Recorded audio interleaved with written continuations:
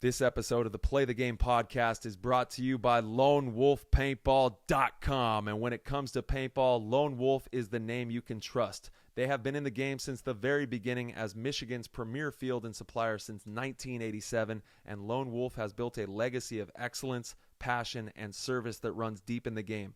From their top-tier customer service to same-day shipping on all orders, Lone Wolf makes sure that you are locked and loaded with your new gear fast. No waiting around, no hassle, just the best brands in paintball delivered straight to your door. They've got it all. Markers, loaders, tanks, apparel, accessories, and more from all of your favorite brands. And whether you're just getting started in the game or gearing up for your next big event, LoneWolfPaintball.com has everything you need. Be sure to check out their YouTube channel at Lone Wolf Paintball and follow them on Instagram at Lone Wolf PB to stay up to date on all the latest gear, exclusive sales, and community content. At Play the Game Podcast, we are incredibly grateful for Lone Wolf's continued support, and we cannot wait for you to become a part of their growing community. Head on over to LoneWolfPaintball.com right now and gear up with the best in the game. What's going on, PTG Nation? We are back from the NXL Ohio Cincinnati event that was actually in Hamilton. But, you know, Ohio, Cincinnati sounds definitely a lot cooler and a lot bigger. This episode is a really fun one, actually, believe it or not. You know, sitting where I'm sitting, we had Tyler, co-host, and also the MVP of the event. We had Nick Leival, finals MVP, and Dalton Vanderbyl. And so, you know, some of my really good friends that had a lot of success this weekend, we sat down and broke down the entire event. The finals match, which was pretty electric. They had a massive comeback. If you guys didn't watch it, you definitely need to go back and watch. And some laughs, some good times, and an episode you don't want to miss. So without further ado, we're going to hop in the show. That was an insane inside move by Marcelo Margot. Great communication. And the crowd starts chanting Harmon. Great shot by all the guys. So Tyler Harmon saved that game. He came out with 2 wins. Marcelo Margot was on fire.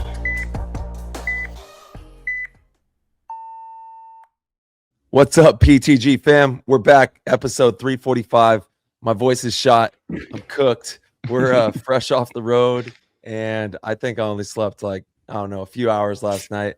But definitely an exciting show. We got the finals MVP, Nick Leival, on the show with us. I think Dalton might even be making an appearance here. What's going on, Nick? How you doing, bro?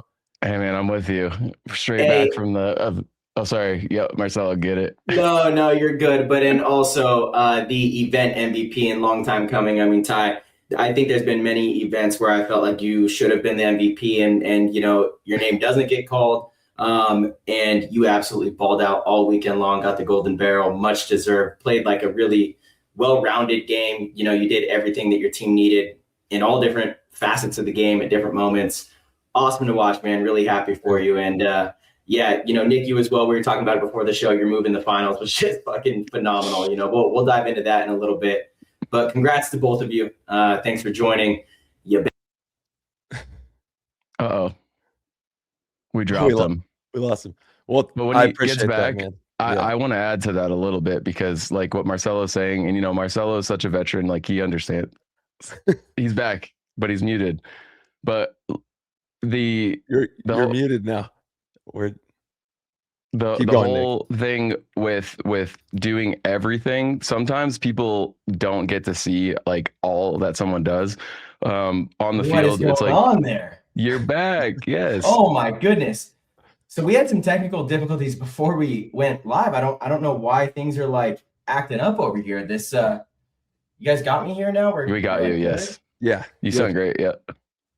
Yeah, I'm so sorry. But anyway, congratulations to you both. Well, I'm sure we'll dive into a lot of the good stuff. I don't know where it cut out or what it missed, man. But yeah, I was piggybacking on what you were saying about like doing all the things and like truly deserving MVP, because like a lot of times someone can like ball out on the field, but like as a teammate, I truly, like Tyler, you balled out as a teammate and behind the scenes and being like everything that we needed of you in every moment, whether it be like in a meeting or playing the wall early on. Like we asked a lot of you, and you stepped into every situation, and you know you showed up as your best, and it was like truly deserved. So the people that get to see that. My belly ground meat right now. I'm like my belly and my thighs, just my back. I don't think I've been a lot of people, and you got bunkered a lot. Yeah. It was actually. Well, I think teams realized at some point. Really, I think New York Extreme was the first to realize, like, just go bunker Tyler. If you bunker Tyler, we have a better chance of winning the game if we just get him off the field early. So Harris just kept coming around, and dude, of course it was Harris. We were going that move that you had. Did you get moved to the event? No, Nick I don't know. Moved to the event. That's tough. Nick's was in a bigger moment. So Nick's that move. Yeah, Nick's move. I got it. I didn't even know that. No, I don't know. I don't know. I vote. Usually, that's my vote. Yeah. It's my vote too. Who knows? But Tyler, that move that you had where you came around and like you didn't quite see him for a second, you dove to the inside part of the snake, shot Harris, and then crawled all the way down. That was epic. That was so sick. I was like, this son of a bitch. He's really coming for it this weekend. I was like, this son of a bitch. That was not by design. It was kind of freestyle. Like totally. When I came around, I was like, oh boy, this isn't what I planned for. So I was like, hit the deck, and then I was able to tenderize a little side piece there in the tower right next to the snake. And then I was just like, if I move forward, maybe I'll see someone else. And I crawled up the inside channel, and then I one-handed the can on the Dorito side. And I knew before I took off there was one in the snake. So I just did a little 1-2 and go get the buzzer. There's such funny moments in the pits because like there's so many times where people are like, what's going on? And like I'm usually one of the first to like sort of be like I was like, oh, Tyler won it. Like right when you lived and you were crawling, I was like, he killed everyone. This is so tight. And it's awesome to like see those moments because you can get so hype in the pit for your boy, and you're probably like you're just living on the wave right there for a second. But we're all like, yes, that's so crazy. Definitely on the wave for sure. There were so many great moves. There were for sure, but those are the moments where you're so excited to come back to the pit and just get high fives from your boys. And I think we're gonna have Dalton in here. He's the one who like coined that phrase. I remember a long time ago on Dynasty. He's like, my favorite thing is just to do something. You were on the team too at the time, Tyler. He's like, it's all about getting high fives from your friends. Like if you do something sweet and you come in and get high fives from your friends, you made a good move. But no, honestly, you guys played stellar paintball all weekend long. Even looking like I feel like Impact 5-7 years ago when you guys were really on a big run, this would happen sometimes where you would look a little mortal in the prelims. You're trying different things, playing different styles, and then all of a sudden on Sunday, everything starts clicking. You get the right rotations. It seems like the game plan is working, and the team looks really solid. And so you guys definitely looked that way this event. As Sunday went on, I didn't get to watch all of the finals because I was on a flight, and it was funny. I had the phone cutting in. I had the phone. It was like cutting in and out. I would like get like frames of, the first point, and like every like 10 seconds I would get a new frame, so I'd see like where people are. And then sometimes I would get like good stuff. And actually towards the end of the match, I had like perfect streaming, and that was when you made your move. Uprising, we'll talk about them as well. Phenomenal performance. They definitely made some pretty costly mistakes that I'm sure they're kicking themselves over. But your guys' development throughout the event was really phenomenal. And I think that's something that I would love to talk to you guys about if you guys are open to kind of sharing, because I think every team in every division, the most important thing that they need to understand is that throughout the event, you have to evolve. If you are playing Sunday the same way that you enter the event, you're probably not going to win. Oh, we got a sneak peek of Dalty. Should we just bring him in? We can have the four banger. Bring him in. Dude, look at this guy. Look at this poser, though. I hope you're watching this on it. Look at this poser. I knew it, dude. I knew he was going to be flexing. This guy's in front of a squat rack. He's got like 4 plates on there. Yeah, right, Dalton. I know that stock image, Dalton. Show us. I know a fake background. This is show us one rep. You haven't done a rep like that in 5 years. Oh boy, no. Oh man. Yeah, check out the YouTube. It's all prop. Yeah, what's up, big dog? What's up, boys? Well, Dalt, congrats, man. I've been singing these guys' praises, and actually, obviously, yours needs to be sung as well. I mean, all of you guys, literally, your whole team. It was hard. Like, if you listen to the commentators, they didn't know who to pick for MVP either for a long time. Tyler's name was always in there because of what he was doing. He was really doing the dirty work early in the tournament, but as Sunday developed, like, so many of you guys stepped up. LJ Parrish had a big event. Zach had a big event. Yeah. Dalton was stunting. Like Connor Kelly. Connor Kelly was stunting. Yeah, Connor Kelly has become a a really solid player. He's very well-rounded.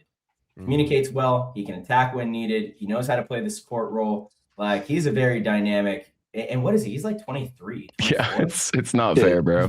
He's really young. He's really young. So yeah, like, shout out to Connor Kelly. Got a lot of love for him too.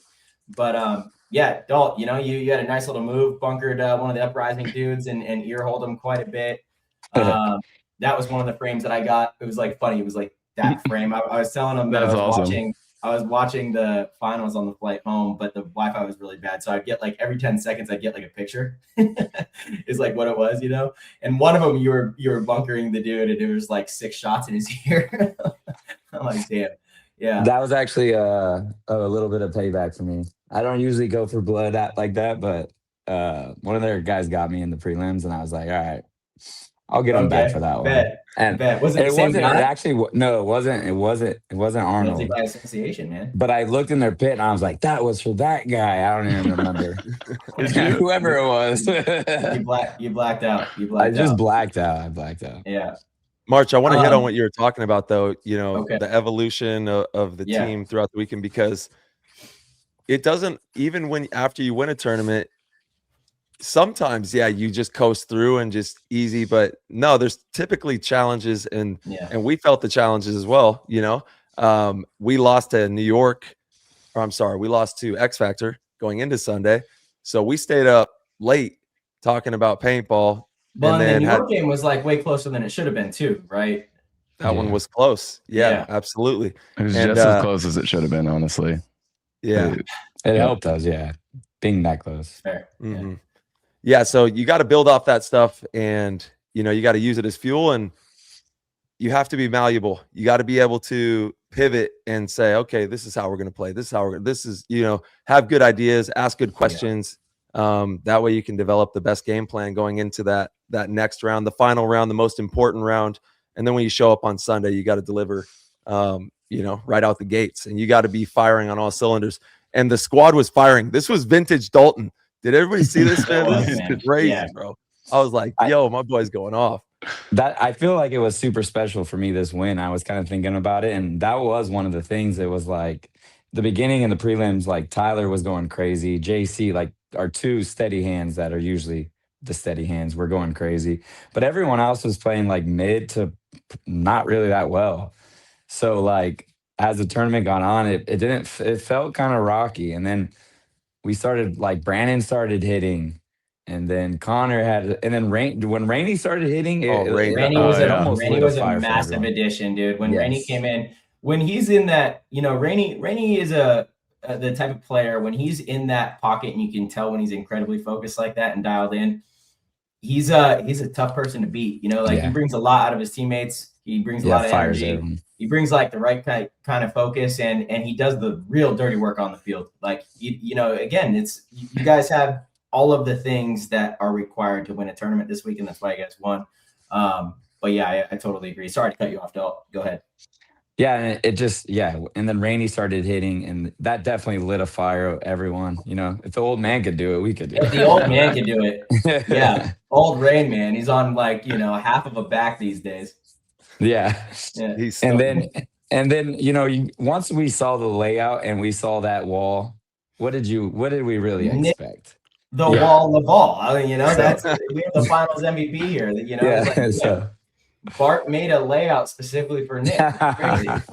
I mean, I almost didn't play all the way up till then, so I might not have been there. I'm just kidding. No. I'm just being honest. It's like, we still, like, we had people performing everywhere, and I know that spot very well, obviously, and I know how much it sucks, and like it was cool to see. Like Tyler, they're like, Tyler, get back up there, and I'm like, oh yeah, you got that, brother. Like he's a warrior, obviously, but I'm like, I also know that there's, not many people in the league that could go a whole tournament in that position. I'll tell you what. I will say I wish I had the height to do that, because I actually think I would be really good at it, because it is a very flow state type spot where like your intuition can tell you things of like, peek this side and look down for somebody making a move over here. But I'm just not tall enough. I cannot see through those windows, So like, it's definitely an awareness. like an awareness spot, and so you'd be incredible for that because your field vision and like your understanding of what's going on is I mean, top tier. I honestly think the hardest part is when you're playing against another top tier guy, let's say like a Blake Yarber or like a Kirill Pridney, and you're trading. That's where it sucks. Yeah. That's where you're like, all right, bro, like which one of us is gonna bend first? Because like you're making good plays, I'm making good plays, but both of us are getting lumped up. That's where I think it gets separated. Because it sucks. Because you're trying to, you're wanting to think about, you want to do more damage than them before you trade, and that's you always want to mix pick two. We need Mick pick twos. We need the mix. Yeah, 100%. Yep. But you get the Mick pick two once, and you get your dome rocked twice. Even like T in 2 points got hit by Dalton off the break with his tank, and then running off got shot in the face by JC or in the forehead by JC, and even just leaving the field from the wall, you get beat up more than the guy that bunkered you. So it's like there's this war of attrition in your mind where you're like, dude, I don't want to do that again. And there's like that's why I have so much respect for people like Krill or like Blake, because I'm like, I know what you guys are going through. Your team's like expecting this of you, but you're like, bro, I've got more life to live after this game. That's why I used to wear the bounce vest on Nick. Bro, it adds some time. Not many bouncers happen, but it adds some time. I'll tell you what. It's one of the most fun. Yeah, that spot is fun though, man. It's like it's nonstop action, and you're a facilitator as well. You have a big responsibility of connecting the field from side to side, applying support to your snake player and making them feel comfortable. But yeah, it's a wild spot. Dalton, dude, you tanked me so hard running up there. My jaw was hurting. I was like, "Oh, Dalton, you son of a bitch!" Dude, you got me. I kind of want to real quick I kind of want to bring it back to what Dalton was saying. Though we got a little off track. How he felt this was a vintage event for him as Sunday went on. And then we kind of got sidetracked of all the action, but it was just so special, just because like seeing all the faces, and it just everyone had their moment in this field. You know, it obviously was the big center, but like you could steal games from pretty much anywhere, and it seemed like, and you could lose games from anywhere. Obviously, like people just ran through. Like I couldn't tell you how many times I got bunkered, and like bad. Yo, turn your head to the left. I don't know. I got like 3 here. Oh shit!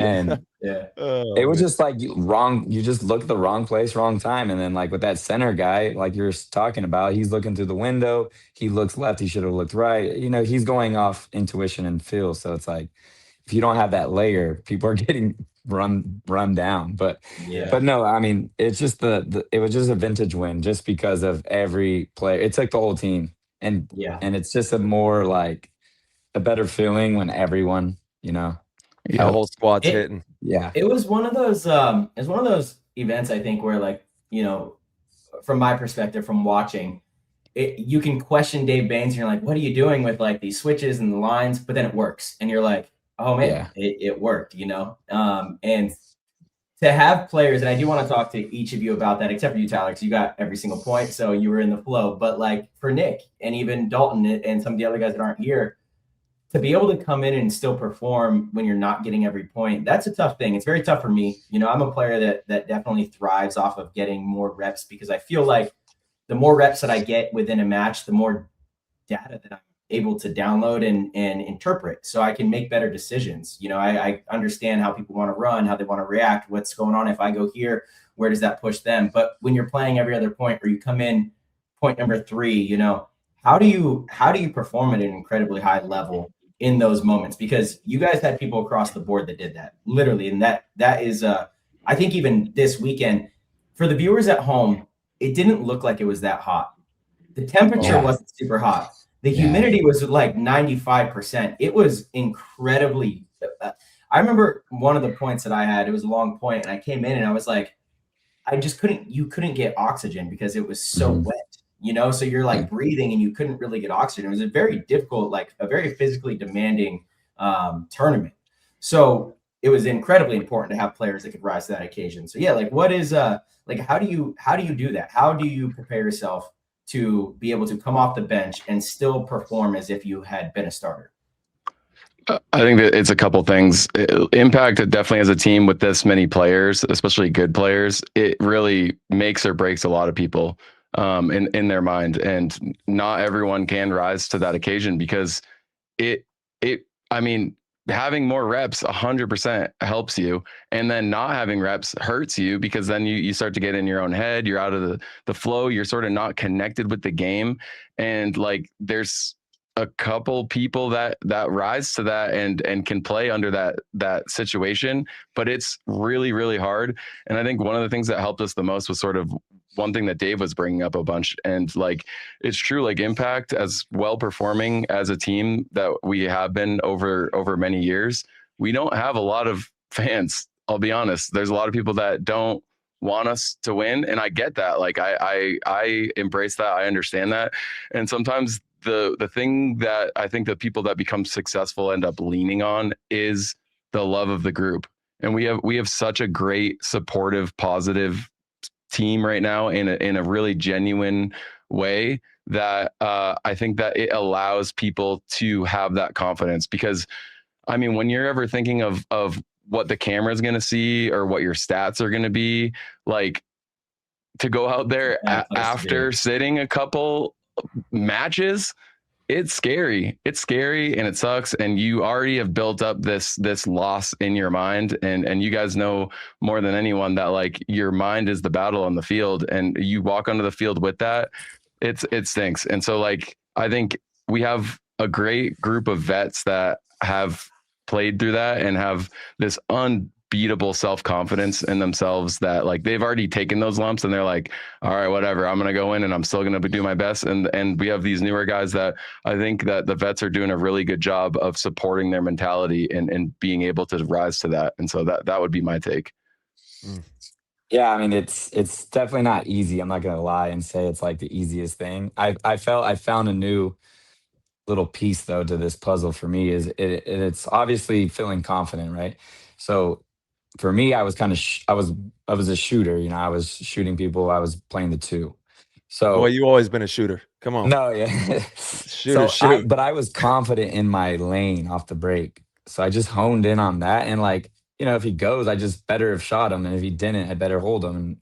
But also to add to that is like if I had to run out, if I had to go to the Utah or I had to do that quick burst, like a lot of people will just The do Utah the easy, for everyone the was Utah, the can on the yeah. Dorito side. Right, the first can out. And you know, you see a lot of people maybe play a little too conservative. They'll just run and slide in and just be like, "Oh, I didn't get hit," but you're really not helping the team, you know? Like if you just kind of stand there and aren't afraid to get hit and stand in different zones and dead spots, yeah, every once in a while you might get hit. But if you're just diving in every time, you're what are the chances of you shooting anyone, you know, off the break? Zero. Yeah. Yeah, so it's like I would just extra confident in my zones, extra confident in those dead spots, and just hope for the best. And somehow it worked out some of those times. But Yeah, you just got to keep it simple, like you're talking about, man. Like, don't overcomplicate this in your mind before you even go out onto the field. There's just these that chambers, first thing. Yeah, there's these chambers that we have to shoot. There's these things that we have to execute on. If we accomplish that and you keep it simple in the mind and you go into the field like, this is what I'm going to do for my team, this is how I can help my team, you're going to get the most production out of that. Yeah, man. Yeah, well, we completely changed our game plan going into Sunday, and Nick almost didn't even see the field. Like, we were going to go into Sunday with a completely different game plan. You know, obviously Saturday woke us up a little bit, and we didn't get very much sleep. Y'all didn't even wake up to just go to the fucking field, bro. You guys were still asleep. We had to wake them up out of wake up. It's time to go. The alarms were. Oh my God. Me and Dalton made a whoopsie for sure. I mean, dude, like, that last set was crazy. Oh, let's talk about this for a second. Because like even Red Legion and you guys were in that last set, the last set of the day. You had to wait for that set to finish, which it didn't finish until what? It was like 7 o'clock. Like you guys didn't leave the field till like 7:30. Yeah. And then you have to be back for the wild card match at 8 a.m. Yeah. We need to change. The number 1 and 2 seed should not play the last match of the day, period. It should be the match right before that. So you're still in the afternoon. You're still going to get a lot of people there. but it is such a disadvantage to be that last set and then have to go and come back first thing Sunday morning, the most important day of the tournament. Like, we have got to change that. It's brutal. Like, I was watching it, I was like, man, these guys are cooked. These guys are absolutely cooked. The Russians decided to play 27 points against Dynasty. I know. And then, like what in the hell? I hope we can change that. I really do. I think that's actually one of the bigger things that we should change, because I think it's such a disservice to the teams that are at the top two teams. They should be the set right before that, and I know Tom and Jason have always said that that's when all the other games are done. You get the most people in the stands, and you'll get the most views on Go Sports.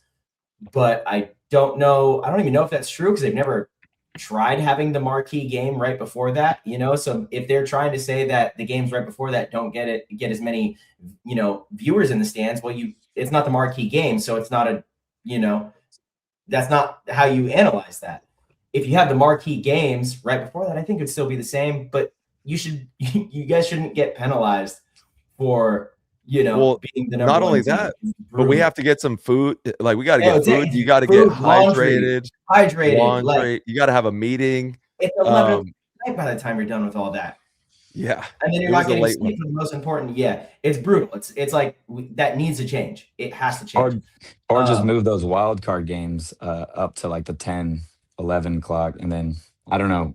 How do you do that, though? I don't know. Because the wild card guys have to play the quarterfinals game. Yeah. I'm not in charge. Well, no, we had that super long break between like 12 to like 4. So I don't know. Originals before that. Yeah, I hear you. That's another thing that was really frustrating. On the schedule, it said your guys' semifinal game was going to be at 2:30.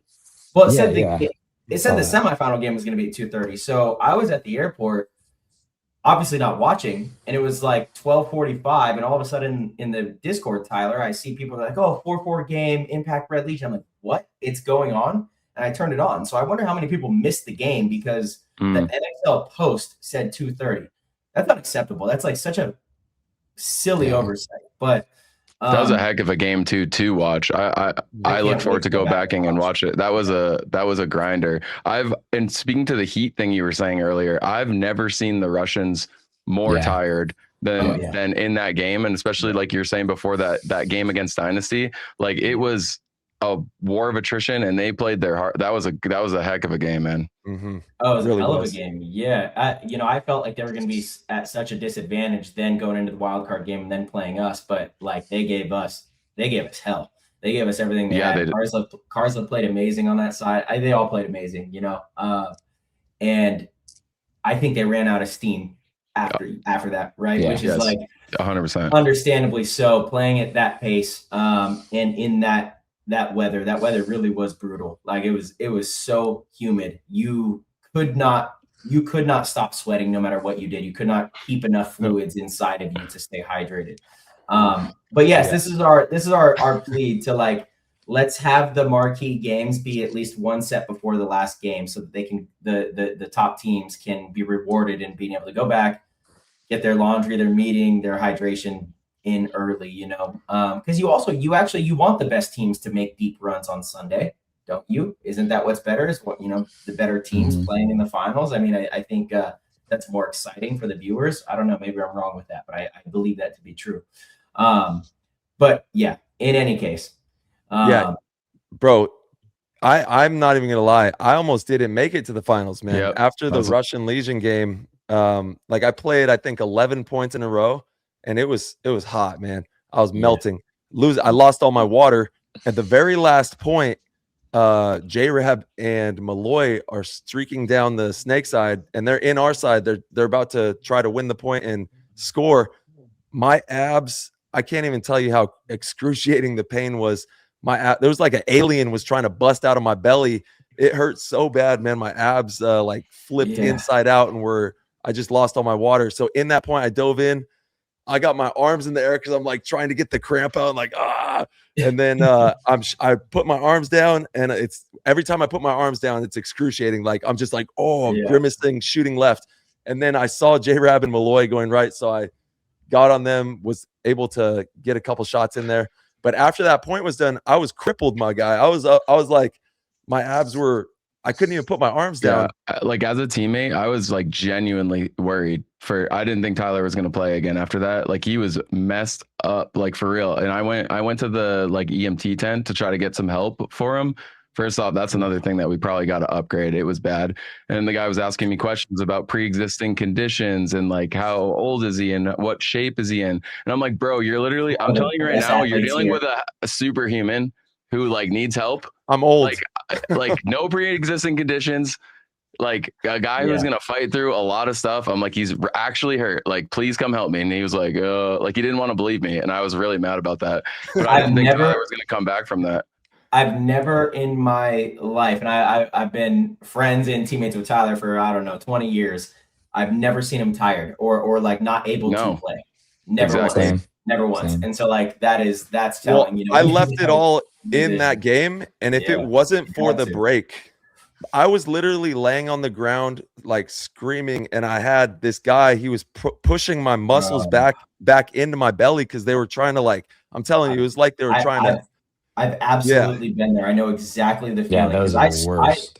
Because I sweat way more than normal. So it's incredibly difficult for me to stay hydrated. It's actually impossible at some of these events because you can't actually physically consume enough fluids and absorb it for the amount that I sweat in some of these conditions. It's really tough. And I've where your full body's locking up, it's it's like there's not much you can do. Yeah, thankfully it was just the abs and like one of my arms just from clenching the gun so much. But I got to give a shout out to the paintball community as a whole because man, I wish I knew his name. I think he's from the Hurricane camp possibly. I'm not entirely sure, but thank you, bro. You were blind, so you're good. Yeah, whoever you are that helped me, like when he was literally saved me, dude, by pushing. If he didn't like push the muscles like back in, I don't know if it would have just been, I might have like tore something. You were fully locking up. Damn, I mean, that's impressive to be able to then also come back and still play in the finals. That is impressive. Well, that's what I'm getting at is a much longer time to recover. Yeah, that's why it was no brainer for Tyler to be event MVP to come back from that. Like I was genuinely like, I was like, there's no way this guy is going to play again. We don't want to lose him. This sucks. Right. Well, he did. And the way that the people came together and helped me, like we got some potassium, some magnesium. We made, got shout out to Zane, brought me a Philly cheesesteak, got that, drinking water. And then hanging out in the paint truck actually is what saved me because I wasn't losing water anymore. I was able to like bring my core temperature down. And then once I started peeing again, I knew I was like, okay, I have a chance to play because I was bad. And then it took me a couple hours before I even was able to move some water through. And then I was like, okay, I'm not going to sit down. I'm just going to stay on my feet. Dave, just send me through the middle and I'll play standing on my feet. And I think I can do this. And then he was like, you're going to the can, which is like exactly what I was the most. Because once I take that dive, that's when it locks up. Yeah. So, but like I said, I love the paintball community, man. So many people came together and helped me to get back out there. And that's what it's all about. We got a special game here. And I got to, show the utmost love to my teammates because without them, without their support, I mean, we literally do have a bond that's unbreakable, and it's a special thing. I'm just super grateful for the community, the team, the family, the sponsors, everybody that makes all this stuff come to life because these events are not easy to put on, man. They're big shows. Oh, for sure. And you know what? It shows from the outside looking in too. You guys are really tight right now, which is, again, that's why you guys have, I mean, that's 3 finals in a row, which is incredibly impressive. You guys are first in the series. You guys have quite a bit of distance as well. You and the Russians are kind of close, and then we're in third, quite a few points behind. Going to be tough to catch up, but still possible. We'll see. Hopefully, you guys really stumble at the next one. This is far from over. You guys got to like both just not show up. That'd be great. Should I tell him my dream, Ty, or is that bad juju right now?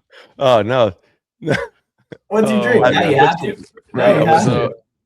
After the first event when we got second, I had this dream where I was like in this room with a wizard.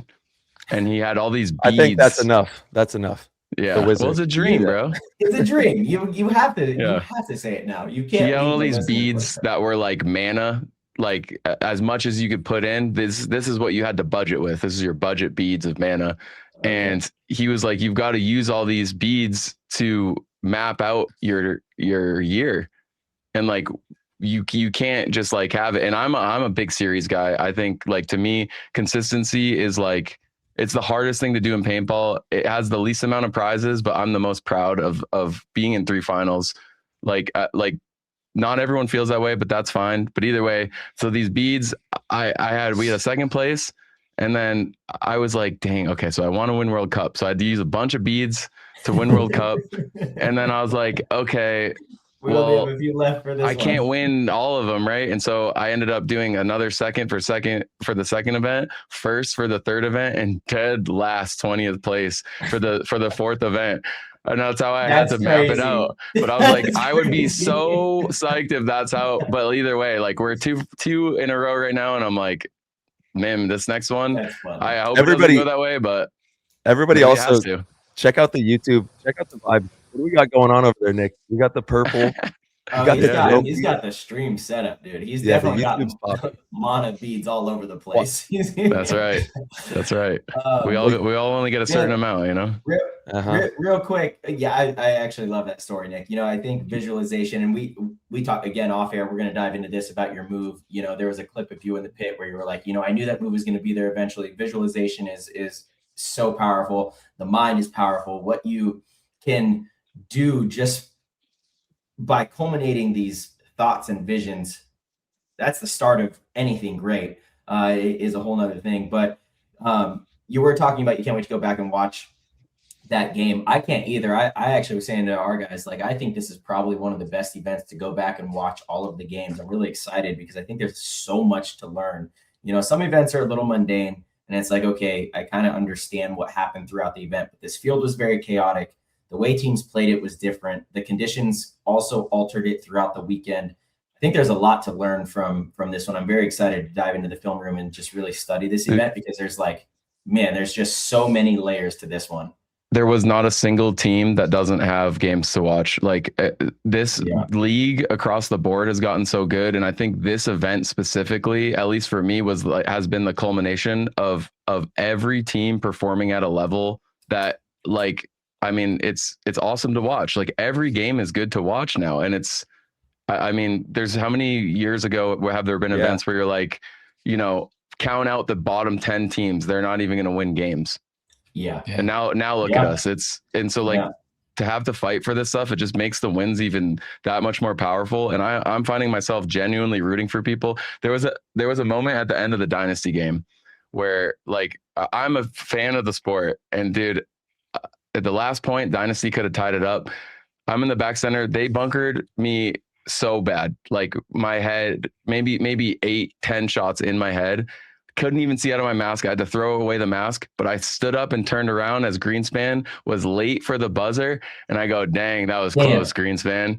And like in the moment, because I was just genuine, like, dude, like, I mean, it was a good play. It was a good play. You were so close. And like, in a way, I was rooting for him as a fan, but at the same time, I'm like, I'm glad he didn't get it. But well, you know, Nick, you've matured a lot as a player. I think probably all four of us can agree that we can have those types of realizations in the moment. Like newer players don't quite get that, and I understand it. They're still very like, you know, me against you kind of thing. But I'm very similar. There's time, like, again, like you guys are probably our biggest rival, you know, to be honest, right? Like it's a massive rivalry we have when we play each other, but I can still appreciate and watch your guys' performance and how great it was, and be like proud and stoked as a fan of like everything that you guys did individually and as a team, you know, and that does come with maturity in the game. You know, we've all been pros for, you know, 10, 15 years. We've been doing this a long time, and it is good for the sport to have these storylines and these things. And you're right. Like, how epic would that have been if Ryan, his first event back, you know, Dynasty against you guys in the semifinals, he does get the buzzer. You go to overtime. Who knows who wins? But like from a sports fan perspective, and especially a paintball fan, like that's awesome shit, you know? Like, there's times in matches where I'm like, that's a fucking great shot. It's a great move you made on me, you know? Like, I don't know what else to say. You know, it doesn't mean that I'm soft or have given up or don't want to, you know, do everything that I can to beat you, but you can still appreciate greatness. You can still appreciate these big moments and these moments that no matter what direction they go, they do define us in a way, or they at least they are building blocks to the character that we we are. And in 10, 15, 20 years from now, like it's all part of the story, and it's going to be something great to look back on really no matter what, and we're all part of it, and we're picking this thing, and the sport's in a good direction, and those kind of things are, I don't know. I'm with you, Nick, is I guess all I'm really trying to say. I love that. Yeah. 100%. Yo, did you guys in Russia squash the beef? Is there no more? Are you guys all good? Oh, there's big beef, bro. There's big beef. There's like, dude, there's so much beef. There's so much beef everywhere. There's like a lot of beef in the league right now. That's what I've realized. It's exciting. It just is. It is exciting. Like on the field, I mean, there's a lot of beef with people. Yeah. Well, that's sports, though. That's like sports. It's sports. That's sports. It's sports. It's sports. 100%. I will say this. It always sucks to lose, right? I know you guys can feel this too, but 100%. Man, I'm like really proud of our guys too, because we were really short this weekend. We had 7 guys. We were missing, Chris Shear, Jacob Edwards, two starters on the team. Markey was injured. Dan Holiday wasn't there. Like our team was light on a very difficult weekend, and I think we played pretty damn well. And honestly, we had a really good chance to win that Red Legion game. Just as always, like there's that 6 point I wish I could have back. Mouse made a phenomenal move. I'm really upset that I didn't play well off that. Let Malloy shoot me. We should have won that point to tie the game. I think that kind of like changes the momentum. And Mouse he's played stellar this year. He really has. And in that match, he played really well. And we kind of like let him down a little bit. So that's a little bit of a bummer. I definitely wish I could have that point back. But man, we had like Brian Smith playing as the one on the Dorito side. That's not his role. It's not his role. I was like, who is that? And he had a headband. Don't do Brian like that. Well, no, top, but he's always got a beanie. Hair, so I was literally like, is that Brian? You're right.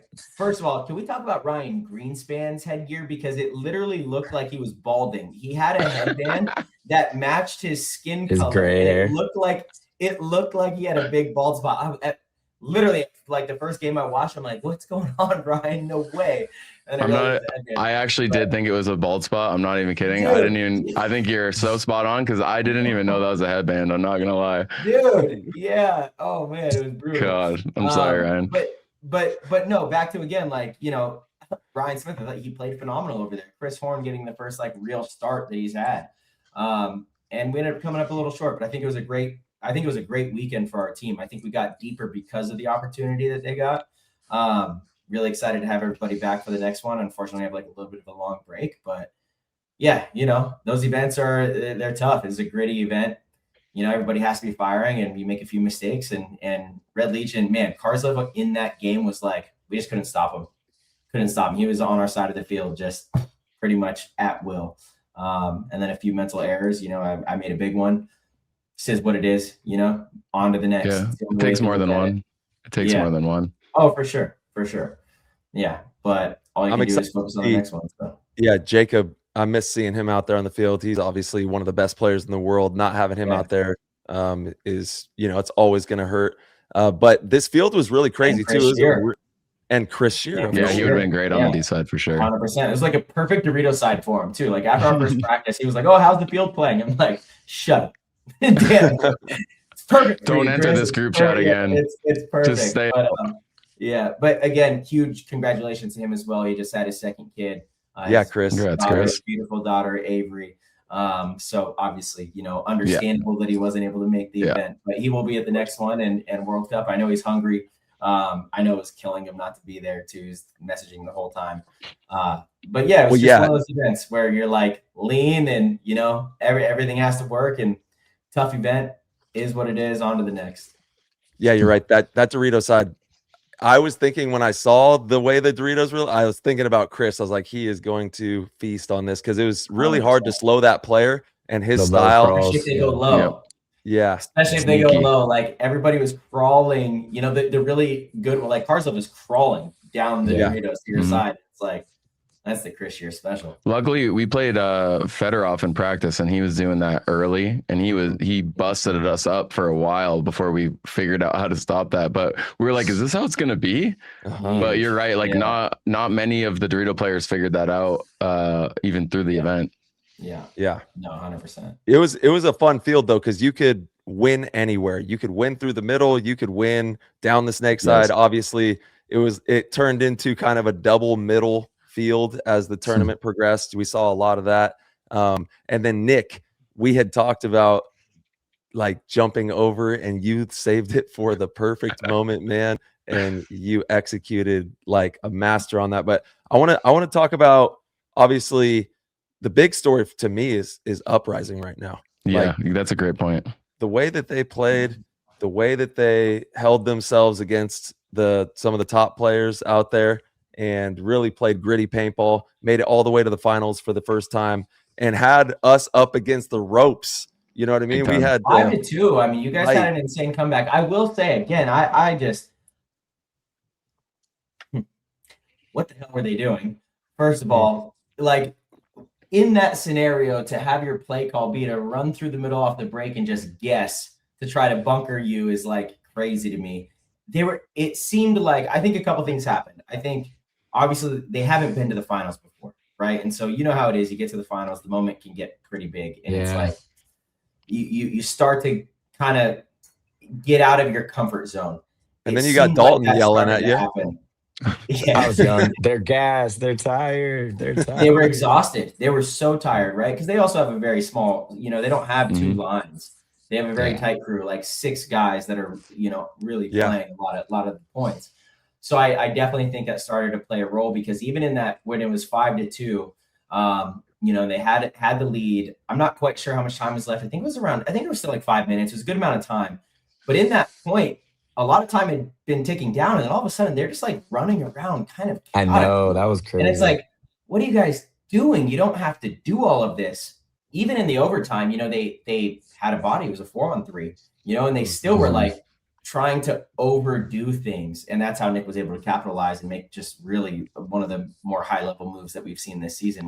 We will get into that. But I'm sure that's one that they definitely want back. And it's not taking any credit away from you guys at all. But they certainly made mistakes that I think you would expect a team that has never been to the finals to make. 100%. I remember talking about that not only before the game, being like the more points we play and the longer this game goes, the better for us, because it's hard to play 4 games in that hot heat. Number one, to be under the lights. Number 2. And then when we went down 3 and we scored 2 and we were 1 away, I remember going out to the box with the boys, and I was like, we're in the deep water now. We have this. Like, once we got to that little comeback and we were 1 away, I was like, this is like, we've been here more times than anyone, and this is where other teams that haven't been here, they're going to get that lesson that we've had many times, right? So like, it's they got this token that they know now that they can make it. And, I think that they're right on track to that graduation. So I'm pumped for them. I knew that, like, when it got to that point that we were going to pull that out, but like, you can't get there until you get there, Totally and so agree. Yeah, totally agree. I think Fit's really the only team that's done it. Like, the only one in modern history, right? They're the only team that's done it, where they've gone to the finals and won right away. Usually that is, you got to graduate, like you said. Like, you'll make it to the semifinals, get knocked out. Then it's like, maybe a couple of events go by, and then you make it to the finals, you don't win. But then next time you're back there, you go, okay, I have all these lessons that I learned from that. I know how to respond and act in this moment, and then maybe you do win. So it was absolutely huge. They were shooting so well off the break too. And just, great performance from them. Honestly, Nate put the craziest shot on me all event that I got shot with. I was like, all right, I'll remember that forever. Like, it was one of those shots where I was like, okay, Nate, forever, I will be respectful of this. I'm not looking at you like that. That was the last time I look at you like that. What was the shot? I was in the tower shooting the D-way. He was doubled up in that snake tower, and I had been like dominating just the side of it for quite a while. And just the audacity of a shot that he took, it was like a very risky shot that not many players would have taken. And he hit me first and only ball from, more than halfway down the field. And the way that he did it, I was like, I knew he knew he was going to do it. And I was like, that's on me for not moving. But yeah, hold on. Explain. Okay. So he was in the snake side, the back snake side tower. Correct. And you were in the front snake side tower by the wall. Correct. And you were shooting. Yes, holding the snake. Okay, No, so I was holding him. Okay. And I had known that they were doubled in there and they had gone short. So I was sort of bullying their bunker a little bit. They had peeked the inside a little bit, but I was like, oh, I've got this. Sometimes you can just feel the energy of the player in that bunker. You're like, okay, he's not going to look at me for a second. Oh yeah. That's when he looked at me. I love that. Yeah. He's like, all right, I was like, I went back to the pit and I was like, sorry. Good. It was a great shot. I don't know what to tell y'all, but yeah. Nice. Yeah, Dolly, what was your take on the Uprising game, man?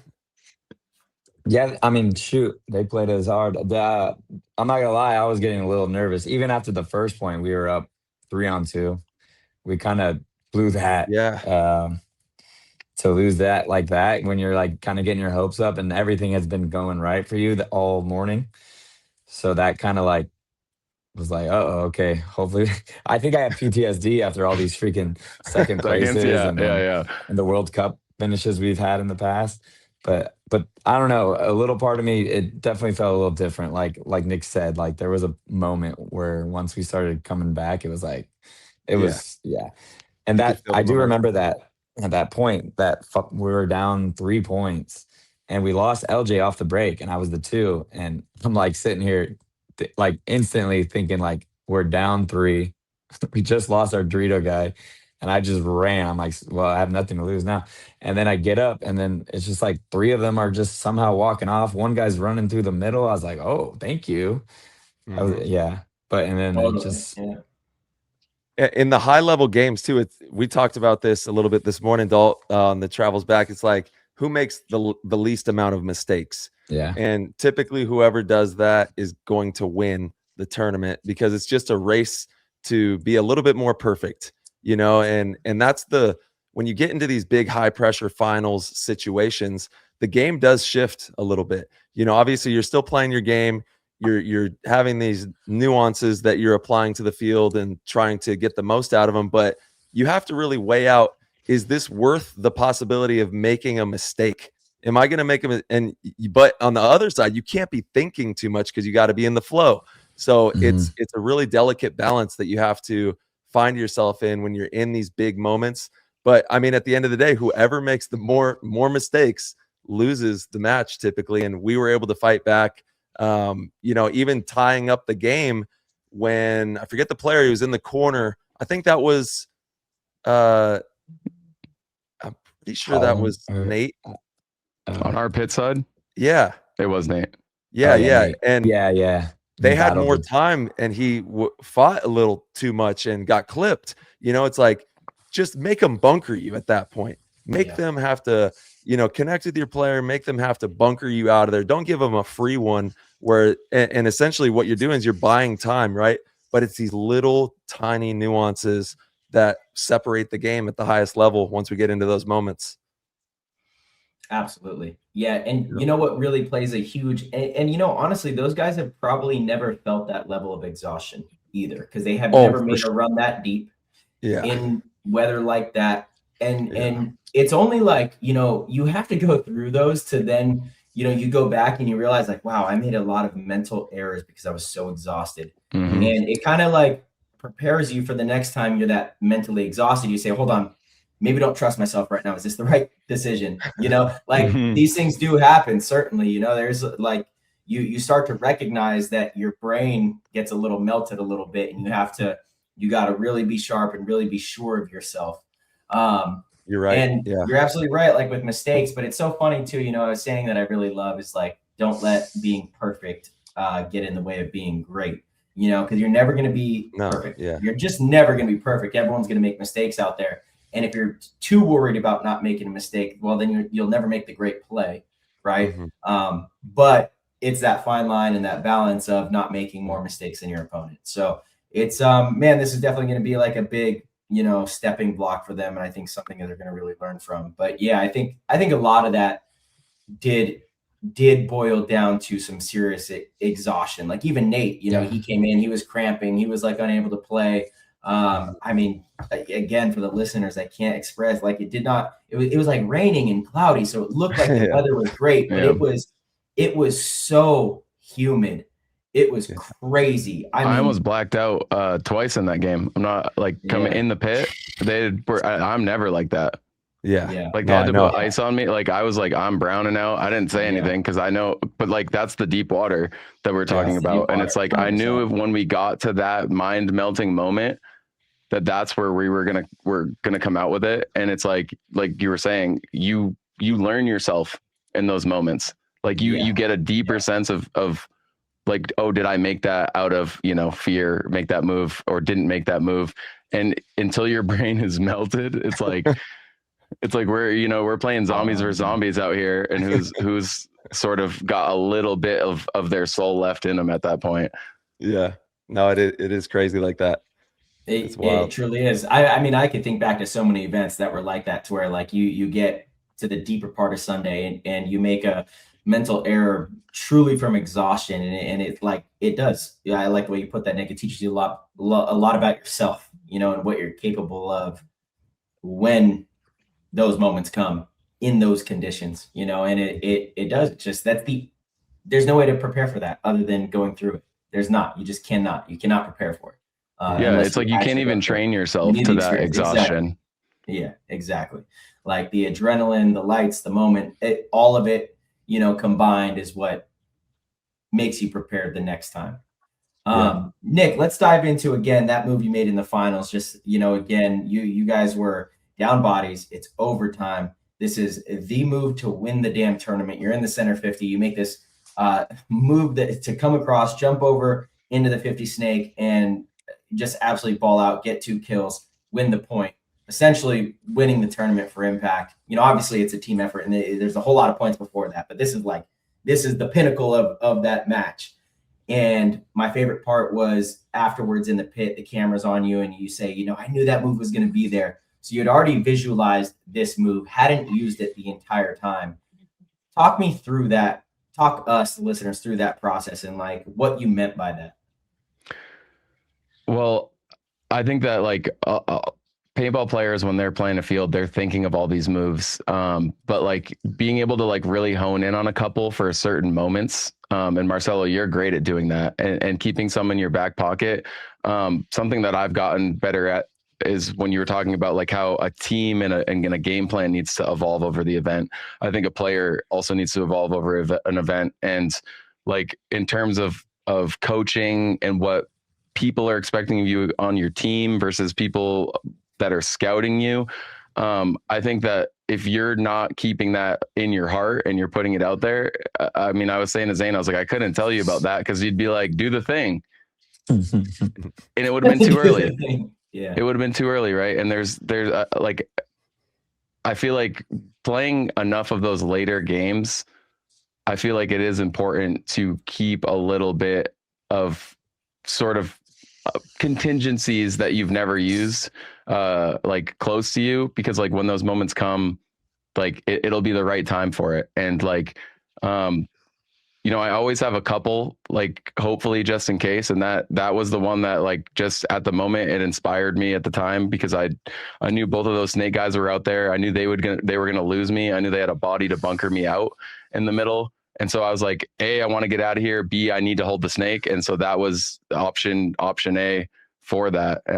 And like, I mean, Dalton said it to Brandon a couple events ago. It's like, I'm always like joking, having fun at events, making all sorts of like laughs. And as the event goes on, I get more serious and more serious. And it's because I'm thinking about those things. And it's like, I need alone time sometimes to be like, all right, this is how you're going to do it. And it's so rewarding when those things all accumulate, because it's so freaking complicated with what you can do, what's happening with the other people. Like it's so complicated. And so like, I feel super blessed that, one of those visualizations came into fruition. And like, it feels powerful, but then at the same time, it doesn't feel like all from me, because it's like, you get like a beam, you're like, do it right now. I'm like, all right. I thought of it, but I didn't necessarily do it in a way, if that makes sense. What exactly was the situation that you had envisioned? Like, was it identical to what you saw, or was it just close enough to where you felt like the move would work? It was one off. So I knew if there was a guy up in the D side, I knew if there was a body to trade and a guy wide on the snake that was engaging me, I could draw the middle guy and no one would see me get out. And so my goal was to draw the middle guy and to even up the bodies, because I just knew no one could see me and that guy would come through. And so that was the situation. The extra body, thankfully I knew there was 2 snake guys. And so I was kind of feeling them out for a while to be like, can I do this if I want? Can I do this if I want?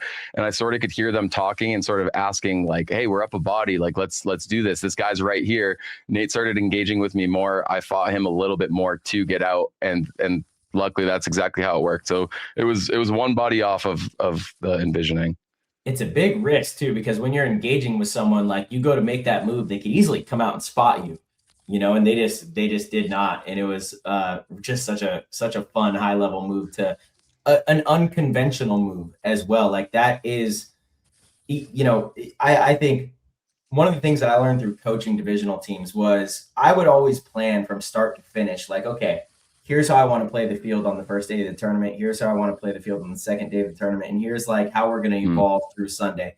Obviously it's malleable and that can change based on the team you're playing and all of that. But you can't go in and say, this is how we're going to win on the field. We're going to start playing it like this on Friday. You just can't, because you will not win. That means you're not prepared for the layers of a tournament, and you're absolutely right. As a player, all of the people listening should also understand that if you really want to be effective at your job, your role, you need to have those layers as well. You need to, like, if you go to the can on the Dorito side every time and your heads up, and then you're looking to get out to the corner, that becomes so easy to stop. So do it. It works. And then first game Sunday, you go right up the middle instead and you shut off that zone.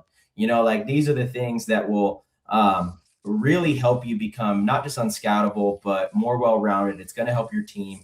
That's just a little microcosm. I mean, I'm not giving away the farm. All the top level teams know and do this. You know what I mean? It's like, this is obvious stuff for all of us here, but for the listeners, a lot of listeners are like, whoa, that actually makes a lot of sense. Didn't understand that. Right. But it's really important to plan from like start to finish and kind of choreograph how the dance is going to go the whole time, not just like your main dance. What are your best dance moves? Okay. Well, you don't want to show them all right away. Because then what are you going to do come Sunday? You don't have anything better. You have nothing. And most of the, like you said, most of the local tournaments are sometimes like a 1 or a 2 day tournament for divisional. And so even your opening moves, you really think about how you want to present so that you can, shift off of that and then have other plays that develop off of that opening statement. And then if you're going into that second day, same thing, the teams are watching. All your opponents are watching. So you got to make sure you're outsmarting your opponent and don't let them apply. And Saturday, I feel like, our stuff was working. We went in with the same exact game plan. It worked against New York. We were able to get that win. But then X Factor, they really used it and used it appropriately, like against us. And we lost by like 5 points, right? I think we lost. Did we get wasn't mercy? Good. Yeah. No, I don't think we got mercied, but it felt like it. May as well. Yeah. May as well. Yeah. But Nick, you said something important too. It's like you need to get punched in the face, man. You need to understand, where we're going to present ourselves, how we're going to do this. And you can't do that unless you get hit and you have these different ideas that, come about from those moments. So it's all part of the process. Even like going in 4-0 or, into those next rounds can sometimes be a hindrance because you think what's going on. And then Sunday morning, bam, it's like, oh shit, we didn't see that coming. And then you're out of the tournament. Dalton, do you have any Pokemon packs? Been there. You got any Pokemon packs that you can rip right now? Please. Come on. No, he does all digital. I got the Gengars though. I knew it was your computer, Dalton. Something's going on with your audio. You got some static, and then you came in like pterodactyl. Megatron. Pokemon cards are big on our team right now, dude. Like we're you hear one room in the hotel cheering, you run down. What'd you get? Oh my god! Just what'd you get? Ripping packs. Rainey got the mouth. Dalton's frozen now. Rainey pulled the mouth. Meowth from what is it? I don't know, one of these newer sets, and he's hyped because he's like, I've been chasing this card. He's so hyped on it. Funny. It's just it's like scratchers. It's another form of scratchers. Yeah, 100%. Yeah, exactly. You get a great pack. You do. It's so funny. We were at Dick's Sporting Goods at the event, and Colt Lukow and Chavi came in, and they were looking for sports cards, sports packs. You know, like yeah, everyone's into the collectible type stuff now. Todd, look, I don't want to skate over your performance either. Again, I know we talked about it a little bit, but let's kind of dive into your mindset going into this weekend. I mean, I don't think it was much different than any other event, just from an outsider and knowing you, you know, like you're really locked in. You play a brand of paintball that is very team first. But you were just kind of firing on all cylinders this weekend. How was there any difference in your preparation? Was there anything that felt a little better? Was there anything that, you know, maybe gave you a different level of confidence? Was the field more to your liking? Or, you know, because I know when we did the show, the layout review, you were pretty, I could tell in your eyes, you were like, oh, I'm gonna ball in the middle. Like I knew that from that, you know, and then you certainly did. But, such a big bunker.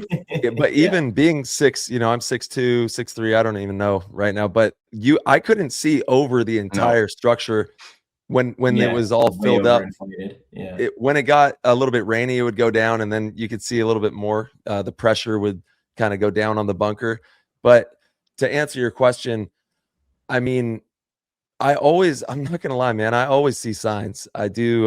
They're all around you if you choose to look. And if you know, I don't know, man. I just had a good tournament. You know, nothing was really different. Nothing was different in the as prep. A teammate. I mean, Tyler's being super humble. Like playing out of position at a spot that he did not play in practice really at all. So like stepping into a spot that not only is, you know, pretty niche, but also very taxing. And like, I mean, as you were saying, Marcelo, Tyler's a warrior, but like stepping up in every single moment. And I think Tyler, like coming to our team the first time, it's like you go to a new team. Sometimes it's hard to even fully be you. And you being you off the field with us, and then you being you on the field, I think that performance, I think, is one of the better I've seen of you in a long time, because it's like, you know, you have politics, you have coaching, you have all of these things that can really affect your game, and like you embraced every part of that, and it's a hard thing to do. And so like I thought that was a real level up Tyler this event. And so as much as you'd like to say it was similar prep, I think there was a lot of mental prep there, and you know, maybe some team bonding prep. I'm not quite sure. I won't speak for you in that, but like to answer Marcelo's question, well, Tyler's trying to, you know, be all humble and stuff. Like it was Tyler will never give you that. It was you know, as a friend and a teammate, like I thought the performance was well outside of the field. Well, I mean, I'll give it to you. I work my ass off. You know, I work really hard in all facets of my game.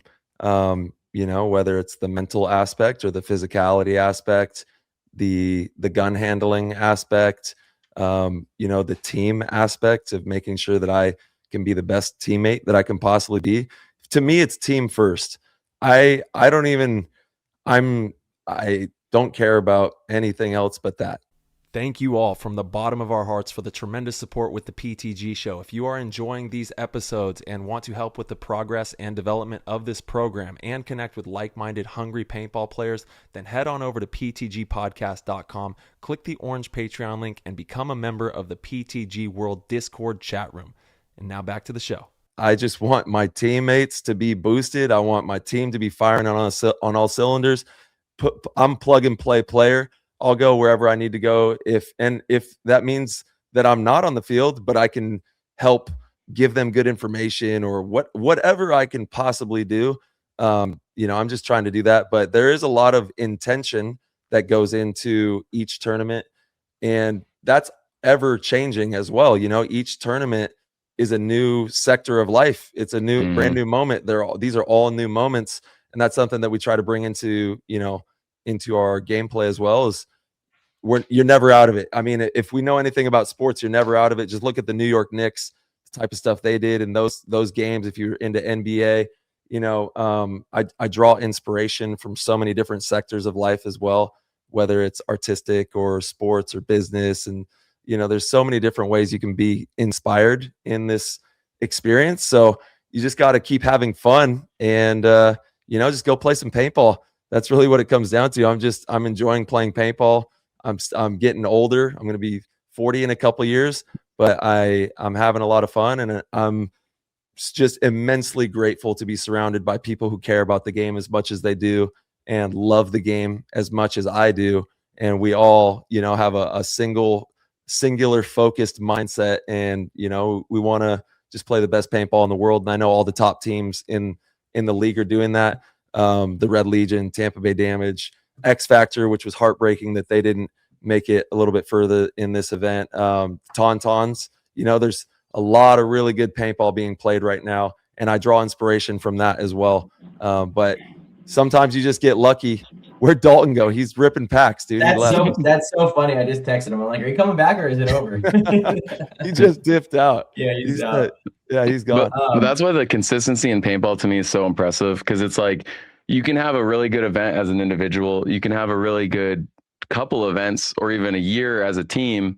But it's like, Marcelo, you're talking about greatness and perfection. And like, to me, the greatness is like, sometimes I see people that get really big for their britches. And I guess the chip on my shoulder has shrunk because I've been blessed enough to, have gotten it filled in some ways. But I see these people that they have some glimmers of greatness, and then they go, I'm great. And I'm like, do it 3 times. Do it 4 times. Minimum, yeah. Try doing it for 10 years. Yes. And so when Tyler's saying lucky, I'm like, that's not lucky. Like the people that are out there that are not lucky, and the teams that are out there that are not lucky. And like, that's why, the league has been had so much redundancy for a while. And, it's great to see everyone boosting on all parts, but like, the luck factor is not there. It's like you got the little bit of luck that edged out all of the savages. You know what I mean? All the people that are like literally just doing all the same thing. Maybe the luck tilted it a little bit, but something that you did also tilted that too. So it's like, you got to give yourself that respect.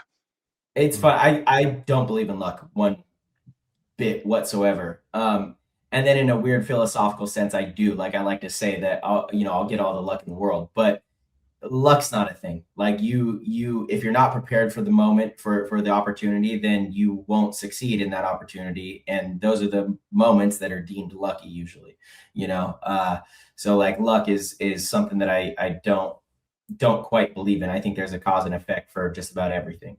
And Tyler, I think there's so many events that you easily could have, in my opinion, should have been MVP. So again, I'm really happy for you for this one. Yeah, I did. Because you played so good. You also pulled out the bucket hat. We had the PTG bucket hat bros going on. I was like, it was funny. It's really funny. What I'm learning actually is we don't have a lot of viewers that have been watching for a long time, because when I wore the straight shot on my back at the last event. Yeah. You guys remember that for like Friday and Saturday? I wore that. People were like blown away. They're like, no. Yeah, what is that? No one's done this. What is this? And I'm like, first of all, I did this in like 2022. I did it in 2022 for like a couple events. That's not even that long ago. So you haven't. And then also, this is like an old school staple, And then the bucket hat, like, that wasn't my thing. That's not your, like, that had been done, And so I'm like, oh man, we have like a new wave of viewers, I think. I really for sure. I think there's like a lot of new people that are watching, and there are, man. A funny thing. It's really cool to see it. And we'll have some PTG boonie hats dropping pretty soon here. I think we're gonna try and cook up some bucket hats. You definitely should. Yeah. Can you get them a little like paintball fitted, like I don't know, make them a little more bigger, a little bigger. Ty, you were wearing yours wrong. I'm sorry. I'm just gonna call you. I'm just gonna call you out on it.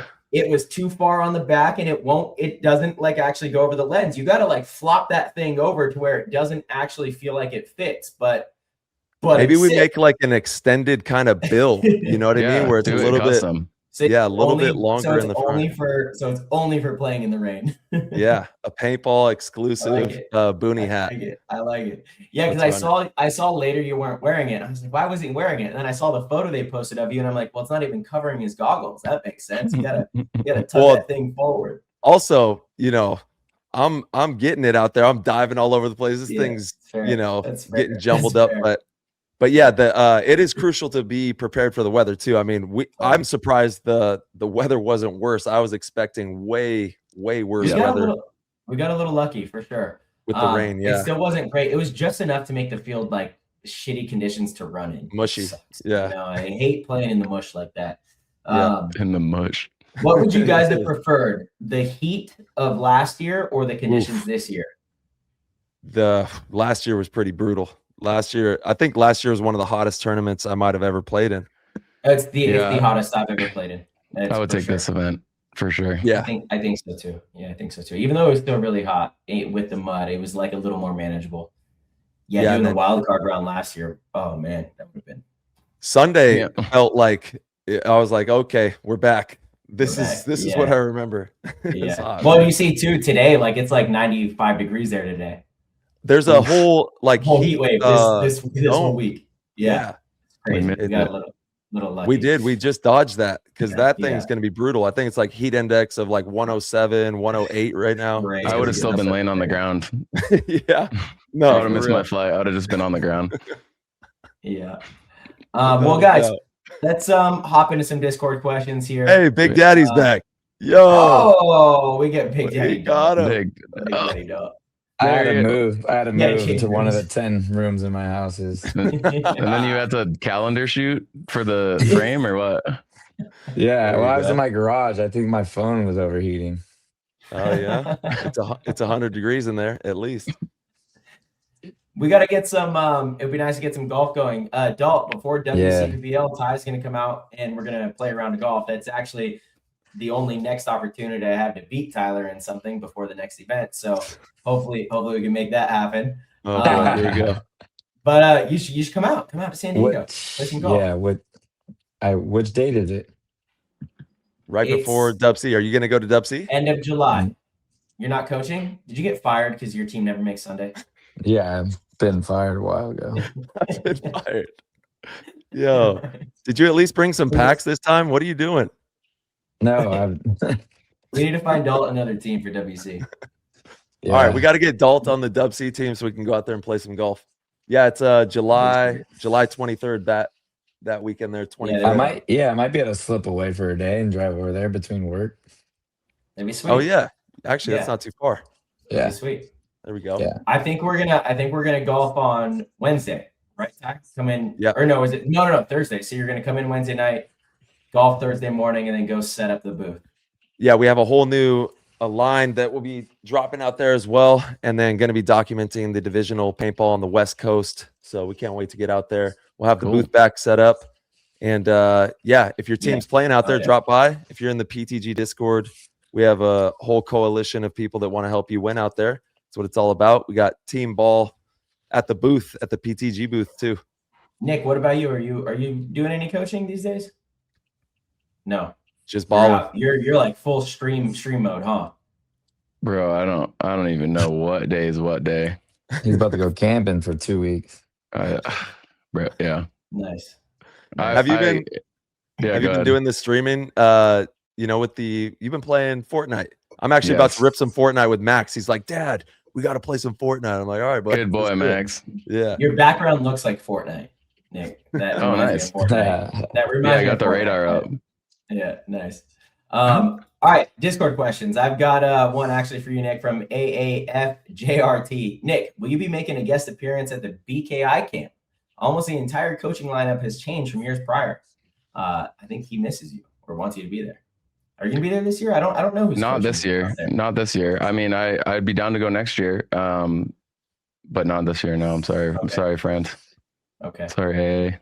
Yeah, summer camp's awesome. I definitely go to summer camp. I need to get back out there too. I haven't done it in 2 years now. Yeah, you roll out there. We'll get a squad. Yeah, let's plan it together. Let's invade. That'd be tight. PTG door kick down at That'd the summer camp. We should do a PTG camp. No, it's a lot. Anthony and Laura work their ass off. Like that is it is so much. All right, you'll be the chef. Yeah, Dalton's the chef. It's like, sorry, there's nothing left. Chicken and broccoli for everyone. Sorry, there's none left, brother. There's none left. I don't need that much. God damn it. Pull up that shirt, dog. Let's see. Oh, brother. Hey, I Dalt. feel like I lost 20 pounds though. After. Yo, hey, look bro, great, you though. actually set the tone for the comeback against Uprising.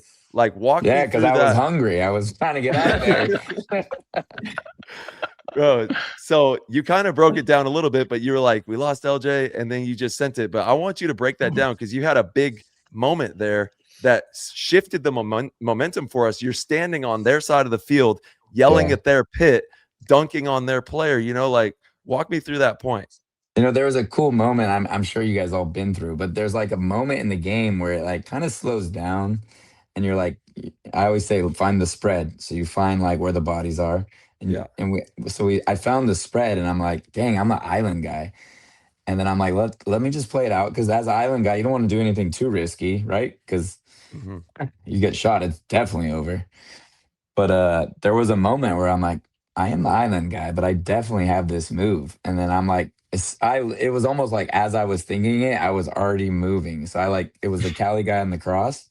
I just shot some on the inside and just whoop, skipped like 2-3 Doritos and slid into the 50. And I'm like, I made the right move. Now I just got to shoot somebody, and then I get a kill or two and then off to the races. But it was a funny like moment in that game, which it was just like, I wasn't scared of that, rise to that occasion. I actually, obviously, I love it, but you were just you playing knew that. ball. You were just playing ball. Look, Yeah. you weren't like so worried about being perfect. You were just trusting your instincts, which is, again, I talk about this on the show all the time. So Jake Seaball, we talked with him about it on that episode, that book Blink, and actually, it's so funny. That guy's really fucking smart, by the way.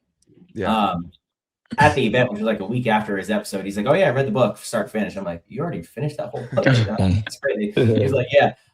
He's like, "It was really good." But trusting your instincts, man. It's like you have 20 plus years of reading these situations, and you're that first feeling you have is your brain creating the most unfiltered and accurate, situation or answer to the equation, and so you got to trust it. You got to trust it. And the longer you play, the more you realize and learn to trust those gut instincts. Dalton's the best island boy counterpunch guy of most. Yeah. He's good. He's good. But Brandon's better now, so that's still. I taught him because it's like you almost like they don't expect it, obviously, right? And it's like, but you really got to make it count. And if you're gonna go, you better go hard. You can't just like halfway do it. Yeah. You got to take at least 2. So yeah. And you knew it was the moment too. You knew that was the moment. You knew the score. You're looking at the situation. You're like, we lose our player out here. I got to win this. And you capitalized, man. That was when you bunkered the Snake Tower, the Cali guy. Yeah, damn. So I can't wait to go back and watch because again, like I was getting every 10 seconds, I would get a picture, like an updated picture of the frame because I was on the flight, so the Wi-Fi was so bad, so I wasn't getting video. I was getting. But I saw you earhole that guy. And then the next point, I think we had, I want to say 2 minutes going into the half. And obviously you, at that point, nothing to lose, get that next point. So next point, we roll out there and then, I don't know, it kind of breaks down. Maybe it's like a 44 or something. And then the minute clock goes and I'm like, hey, I'm going to go. I'm telling Brandon, I'm going to at least try to get this. So I go down and we shoot 2. I think I shoot 1, somebody else shoots 1, and there's only 2 left. And I kind of just run like I want to say it was like 20 seconds. I kind of just run down the middle of the field. And it wasn't a good move by any stretch, but somehow, some way, I think their back snake player and the back corner side got clipped. And it just worked. Well, because when you do that, they start getting crazy too, and it creates an opportunity. Yeah. Actually, Dalton, I do want to ask you about this because you are definitely one of the players that plays more free than anyone in the league, and it's a superpower of yours. And I think some people take it as, well, Dalton just doesn't care. He doesn't care if he gets shot or not. But I know you very well. Everyone here knows you very well. Yeah, that ain't true at all. Not the case at all. Like you care a lot, and you have treated this game like as professional as you can for as long as I've known you. You study, you work out, you read to train your brain. You do all sorts of things to make sure that you're ready for those moments. Can you explain to the viewers the types of things that you do to prepare for those moments and play with the type of freedom that you play with? Because a lot of players play with anxiety. A lot of players play with like the fear of making mistakes, and you play with a freedom that not many people in the league do. I mean, even myself, I've taken a lot and learned a lot from you and your style of play, just simply of like the amount of success that you do have by being willing to go for it in times that you should. So yeah, if you could explain that to the viewers, like how you approach the game to be able to play like that. Yeah, I'm all like I kind of broke it down in percent. Like there's 5 of us out there, right? So everyone's got to do 20%, you know. But once you lose one, you got now you got to do a little bit more percent. I like But how you didn't second guess your math right there. You're like, did I say yeah, I'm like 25%. But what I'm like, honestly, it's like just waiting for your moment. I mean, you guys all know, but It's calculated. you're just calculating your moments. And you know, it sucks though. And then this is how like it's hard because most teams don't get this luxury. But every often you're gonna look kind of stupid, you know? Mhm. You're gonna look dumb. You're gonna run and you should have dipped, you should have dodged, whatever. And you run down the middle of the field and it might not go your way. Maybe Brandon doesn't shoot that guy when I'm running down the field like a Dumbo. But everyone's like, why did he do that? I'm like, well, I had nothing to lose. Like, you're just calculating the risk. And sometimes you just have nothing to lose. If you play the situation, play the clock, you play the bodies, especially if you're down, you know, you're down 2 bodies, you're playing a 3-on-5.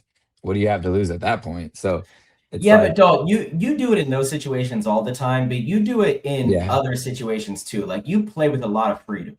You play with a type of freedom that a lot of players wish they could play with, you know, from start to finish. I think I was bugging LJ a lot and he was getting a little frustrated. And not to throw him under the bus or anything, but he's very calculated. He's, you know, obviously he's fast. But I was like, bro, there's holes. There is holes. I'm telling you, you can make it. He's like, if I could, I would. And I'm like, no, everyone's expecting you not to go right now. Because like you know how you like Nick said it earlier. I'm shooting the outside of the Cali. Like that's so stupid for him to like rap right here. But when everyone gets lackadaisical and like as the tournament goes on, everyone's like, I'm so good on my shot. They're not gonna run. Let me try to shoot something else. And Nick's like starting to shoot something else, and then all of a sudden that guy runs, and you're like, "Oh no, why did that guy run? He's not supposed to do that." Not supposed to do that. And I almost feel it. Like I almost feel it. I'm like, "Whoa, there's paint right here. I wonder what that guy's doing right now. I'm just gonna run." And like but if you second guess yourself, like, and if you take the head check, and then he sees you and he gets back on his job, but every once in a while you're like, "Oh, no paint, bye." You know, but you know, so it's just like you're waiting for the opponent to get a little lazy in a way where he's like, I'm going to try to shoot the interior body a little more or whatever it is, but capitalize. Do you do anything like leading into events or practices to kind of prepare yourself mentally for that? Or is it just experience and recognizing those situations? I think, and I've been not as good at it. And that's why haven't been, you know, honestly, just looking at my game, honestly, I haven't been like the top of my game. And that was the one thing I was missing. And it's just confidence, because if you're out there a lot, if you're going to be out there 3 points in a row, it's kind of a little bit easier to make that 1 or 2 mistakes. But if you get 1 out of 3, 1 out of 2, sometimes you don't make that mistake. And I hate not taking that move. So I'd rather just not play, to be honest. I'm like, I'm all or nothing. So like, I'd rather just, you know, put full trust in me or 0 trust. And I'm fine with that. I get that. I get that for sure. Well, you're onto something here. Sorry, go ahead, March. Oh, no, I was just going to say, when you have more points to work with, you can take more risk, and you know that it's going to be okay because you can then fix it. If it doesn't work this point, you know you'll get the next one, you know? But if it's like you're every other, then you don't want to take the risk because you don't want to blow the 1 point you do play. It's very difficult. It's what we were talking about earlier. That's why it's so impressive how you guys had so many different players step up and play consistent, play solid paintball, still take risks, still make moves. It's a hard thing to do. It's a very hard thing to do. I think we were all in the same boat, so we all felt that, and we're like, me and Nick know. Like, we're like, you're only gonna get one chance. You might as well try do something Let's crazy. go. You might as well And roll then- the dice, baby.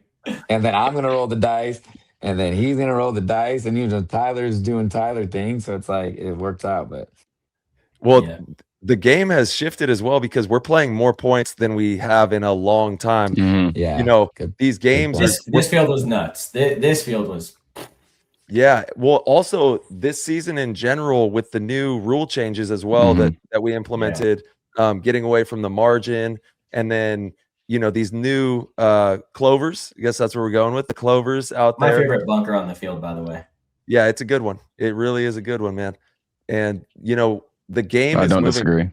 The game's moving quicker, which gives more players more opportunity to get creative. Dalton, maybe last year we would play a game and there's only 4 points. It's a 2-2 or a 3-2. So you're right, you only get one opportunity.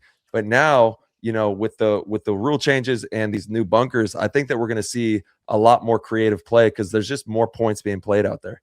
So it's good for the game, I think. I have a funny good point. story about Oliver, and I always tell this story, and it was like a very crucial point, and like we all called a timeout. I don't remember who exactly was on the team, Marsh, if you were there, but it was like a very calculated game plan where they wanted. I was playing the 1 on the Dorito side, Oliver was the 2, and he was like, "We came up with this game plan. We're gonna like cross it up, play Yeah. smart," and like as we were walking out, he's like, "We're gonna play straight ahead, and we're gonna Yeah. go." Yeah. And he felt something. He felt because he knew that's what they That's knew how you that win. we were going to do that. Like Yeah. everyone knew we were going to play the cross, so Yeah. it was the best time to just go down the tape.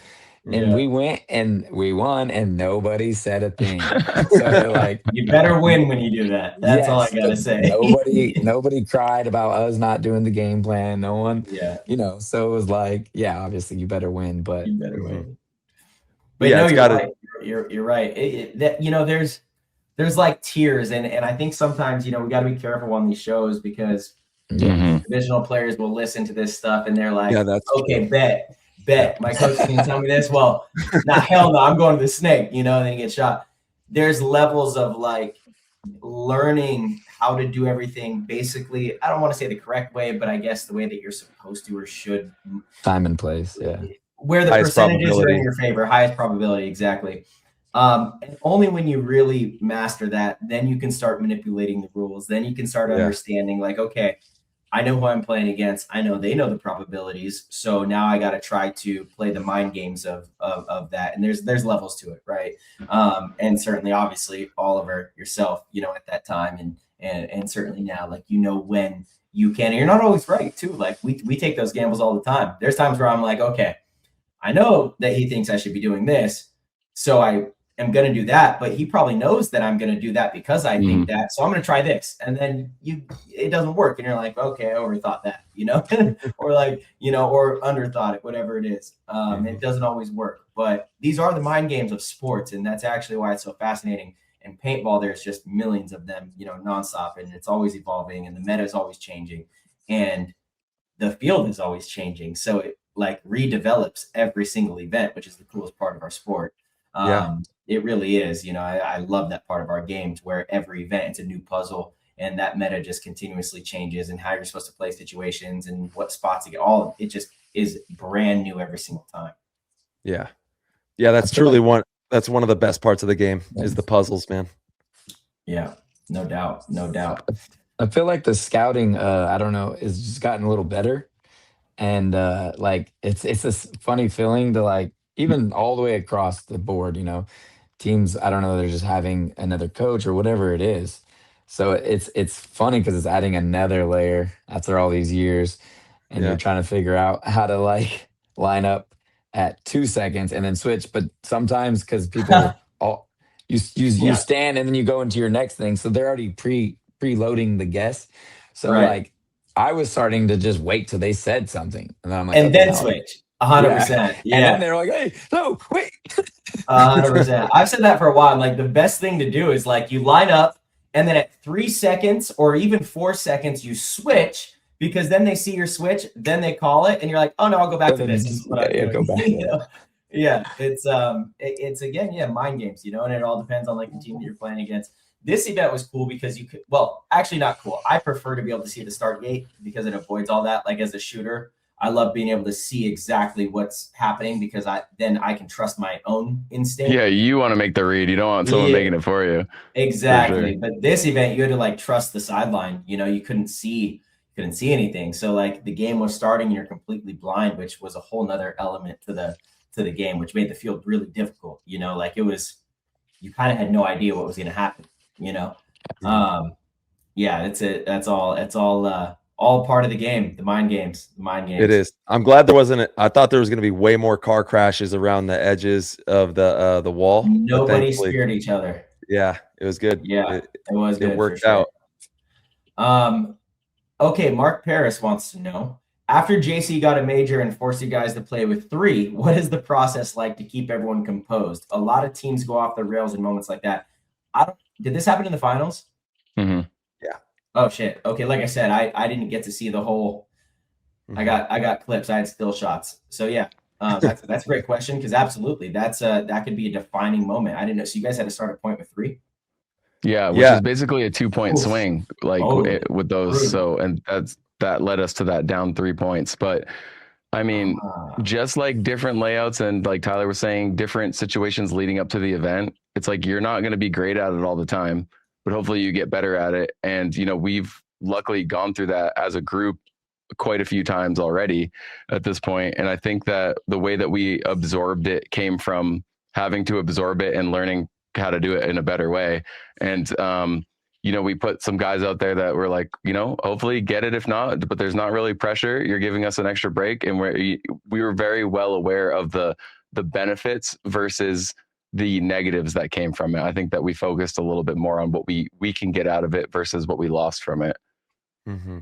Yeah. You look forward, you don't look backwards. It is what it is, and whatever is presenting itself, take it at face value and go with a good intention to secure the win. We knew the likelihood of us winning the 3v5 is pretty low. So we're like, okay, we're going to probably be down another point, as well.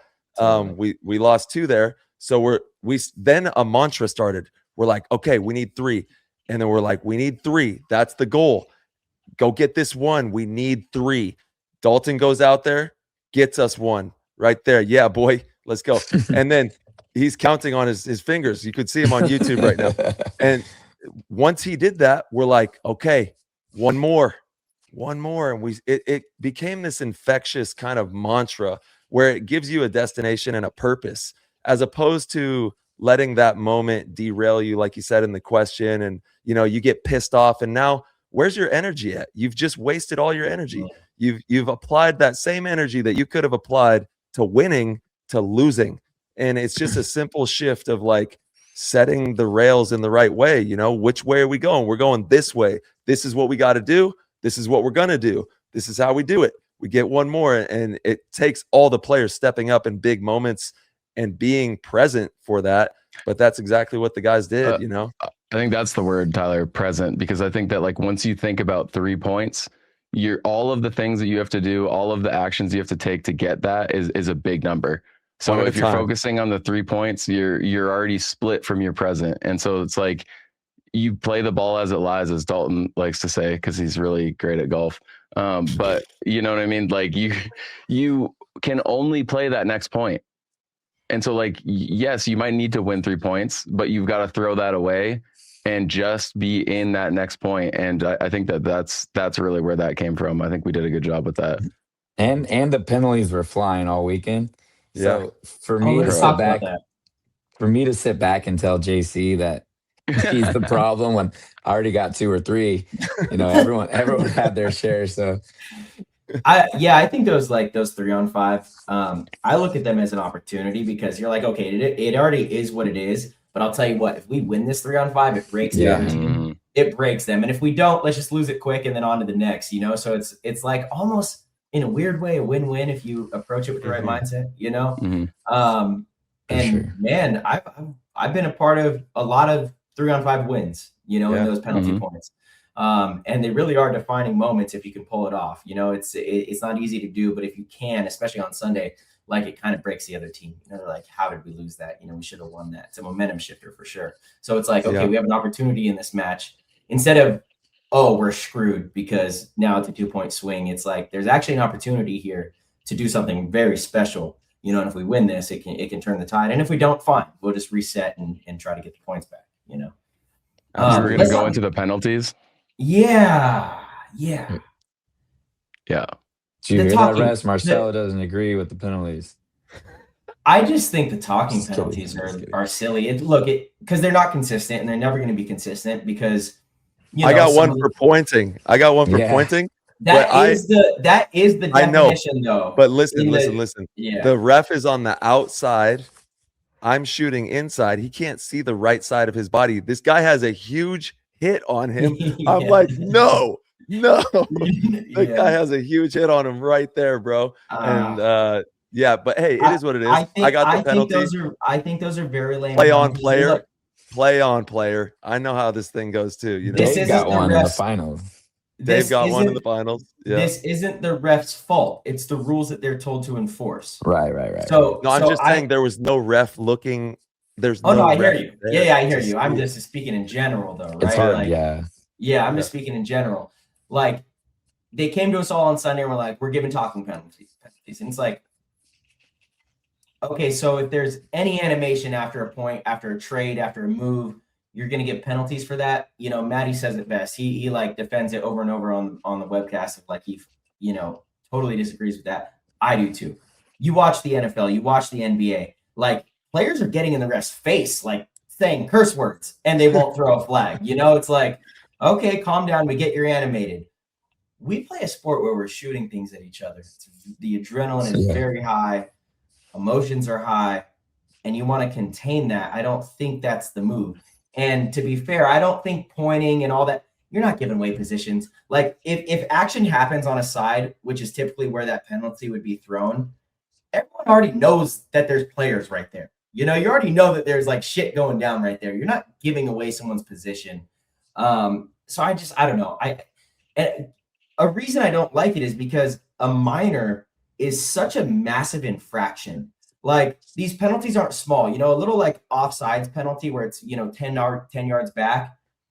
That is not comparable to in paintball when you pull a player, which is 20% of the team in a game where, granted, this event had a lot of points, but a lot of events, there's like maybe 5 points in the finals.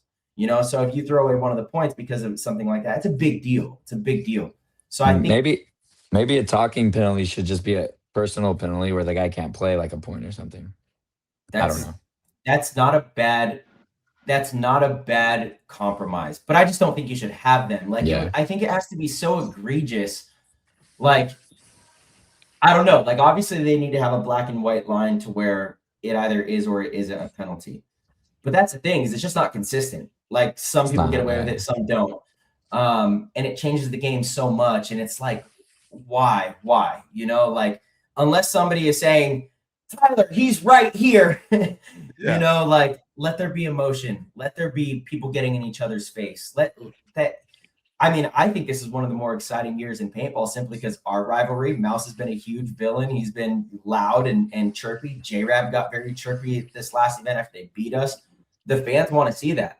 The clip Enrique posted, he got in your face, Nick, at the last event, those clips on social media got more attention than anything else from the entire event.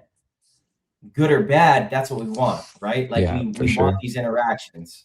So let's not penalize it because then we won't get it. And I think it's important to get these moments. I think it's very important. So I know everyone wants to tune in to Damage Impact games. Everyone wants to tune in to Damage Red Legion games, period. Like those are probably the three teams that if they're playing each other, everybody wants to watch right now because of the animation throughout the matches, right? So I don't know that we should be penalizing this stuff. We should be encouraging it in a way. Obviously, there's always a line. We shouldn't be hitting each other. We shouldn't be fighting, but we are playing a sport, in an aggressive sport, with paintball guns, and we're shooting each other. Like, let's lean into that a little bit, Yeah, we got to give it's a show, and it's a show, man. Yeah, it's a show. we want to give them the action as well. So Show there's them something to be mindful about, and you're right. There's a a delicate line there. You got to make sure that professionalism stays at the forefront. But yeah, we got to have action. We got to have action out there. Gotta have for action. Sure. Yeah. Yeah, I'm so torn on that. I'm like trying to think about it so much, like there, because the refs also do have to have black Control. and white way to call, and so it's like, if you're yelling for 10 seconds, like that's too much. We all know that. If you're calling out someone that you hit that the ref didn't see, maybe that's the right amount. And so it's like, how do you quantify that? I do kind of like Dalton's idea of like it's an individual penalty where that player might not be able to play. But like then also maybe it's like sort of like a challenge flag where if you're right, you can no play. penalty. But if you're wrong, then you're in the box. I don't know how that works out, but like there definitely needs to be a way to put it. I agree, because it does have to be black and white so that it's not up to the ref's discretion on when to apply it. Right. Mm-hmm. Which is actually how the rule is right now, but still the refs use it to their discretion. It's not always consistent, which is, I mean, I get it. If I was a ref, there's times where I'm like, I don't want to give you a penalty for that. Like, you know what I mean? Like, it doesn't seem like my intuition says it's not fair to give you a penalty for that, And I think when that's happening, then it shows that the essence of the penalty is like wrong in the first place. It's not fair to the game, right? Even though that is the rule. I will say the reffing has been like better than we've ever had. And shout out to the refs lead. Are great. Our refs are great. Ref. These are rules we're talking about, right? These are rules. And speaking of that, Steak Boss, aka Did It Hurt? He's wondering, Nick, if you could name one thing in the NXL rulebook that you would want to see changed. Dang. Steak Boss. Yeah, what a timing for that. Yeah. Honestly, like format to me, the more consistent penalties, the better. And I think a good way to do that would be holding refs accountable to their reffing, so that they're also part of the game. They can have stats, they can go to review, but certain refs are calling things differently than other refs. You might be able to dive into a Dorito, get shot in the pack, literally have no idea. And sometimes that's a penalty and sometimes it's not. And so I would love to see maybe ref stats to how many penalties individual refs throw. Is there some throw more than others? In what games are they throwing those in? And in what parts of the game are they throwing those in? Are they end game changing refs a lot, or is it being distributed? So for a rule, I would love to see, just keeping ref stats and to see if there's any outliers, just to basically make the game more consistently refed per moment and per team and per player. That would be sweet to see. Yeah, also make the refs like superstars as well, like highlight the refs. And it's interesting that you bring that up, because that's actually something that somebody from the community, I think, could pretty easily do. The refs have become much more approachable. They even have their own Instagram. I can't remember what the handle is, but the pro refs, they have like their own Instagram as well, where, they're all in there, and we need to highlight these guys because they're working their asses off. They're doing a very important job out there for the game. So I wonder if anybody in the communities would be interested in taking that on, and you could be a fan. You can even be like, that was such a good call. Like, this ref makes such good calls. Like, this ref is on. I don't know how he saw that, but like, I'm a fan of this ref. Like that would be tight. Oh, that's how it is in major sports as well. There's, the refs are accountability stars there too. Yeah. There's accountability. There's a ladder that you can climb. Divisional refs can aspire to, steal a spot on the pro field if a ref is underperforming or, shifting games to whatever it may be, and I'm not saying that that's happening. I'm just saying we don't actually know. We don't know who throws the most penalties. We don't know who's more strict than others and in what moments. Like that would be great stats to keep. I agree. Yeah, I agree. Rounder Dalton, he has one for you. He said, Dalton, how's the team? Brandon Cornell hopefully didn't need stitches after this win. Dude, I was looking for someone to punch after that game. I was so jacked up. I think I tore some of Rainey's hairs out of his head.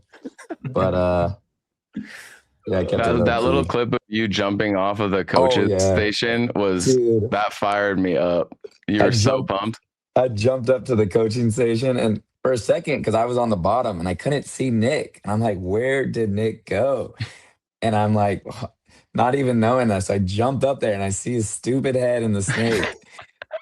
And the best, I don't know if you talked about it, but the best part of the move is that like he jumped over there and he just waited. Like he was smart enough to know, like, let me just listen to see if they know what's going on. And they had no idea. And then he knew and he timed it so freaking good. He just waited for his chance to strike. And I could have pushed all the coaches off that thing. You just about did. You almost did. Yo, No, it really was such a high level movement. It's great. Well, for people that don't know, I get the luxury of seeing Nick do shit like this all the time. Like at practice, some of the things Nick does, I just scratch my head. I'm like, how did he do that?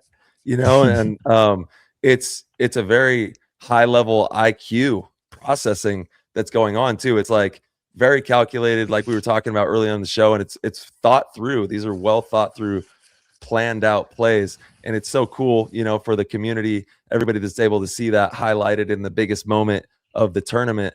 But I'm telling you, at practice, Dalton, you know what I'm saying, man. It's like every weekend, like holy smokes. That's the cool thing about like Marcelo talking about Dalton and stuff. It's like because none of us do it the same way. And like I'm never gonna run down the field in those moments like Dalton. And you know, I'm never gonna like Marcelo has so many clutch moments and big moments, like such a big moment player. And I'm not gonna say never do it. It's more just like that's the thing that you guys repeat. Like in practice, I was against Tyler and I was like, I'm not snap shooting against that guy. Connor, run down the field. Like I'm literally just rolling off forever. I'm like, nope. And so like that's why like as a fan of the sport, and like I think that's one of the strengths of our team right now is like we literally genuinely get pumped when our guys make a good play, because I'm like, you know, that's Dalton's strength on a move like that. I'm like, yes, Dalton, because I know that that's not me. And so it's like every team needs a mix of those players for certain moments. Some players are better in the beginning of the game. Some players are better at the end of the game. But it's like I was thanking some of our guys earlier, like JC. I'm like, JC, thanks for getting us here. Even though you weren't great at the end, I wasn't great at the beginning. So like you everything sort of happens in the way that like if you get that right mix. And so it's tight hearing like players I respect giving me like firing me up, but like I get just as fired up when I see, you know, B turn a game and it's just the mutual respect thing. Yeah, Rainey too, oh my God. I was going crazy with that guy. The stuff he does is just like, you're like, oh my God, man. Like just it's inspiring, truly inspiring. That's perfect. I got to give a shout out to JC. I think this is his 20th year with Impact. So JC, congratulations. And I'm pretty sure that guy, we were looking at the numbers on everything, you know, he's highly decorated, and we're just still to this day, he's a bulldog. I call him he's the Maple Badger. You know, the Maple Badger, he don't care. He rolling through. Let's go, Jason. No doubt. Yeah, Rainey didn't get enough love on this episode either, but he definitely, when he got inserted into the lineup, made a huge difference for sure.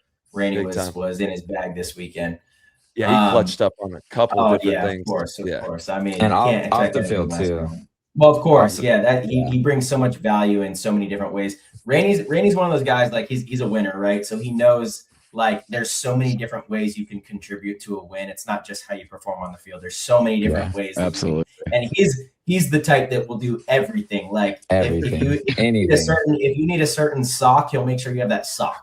You know, like whatever it takes to win, he's gonna find all the little details and try to piece it together.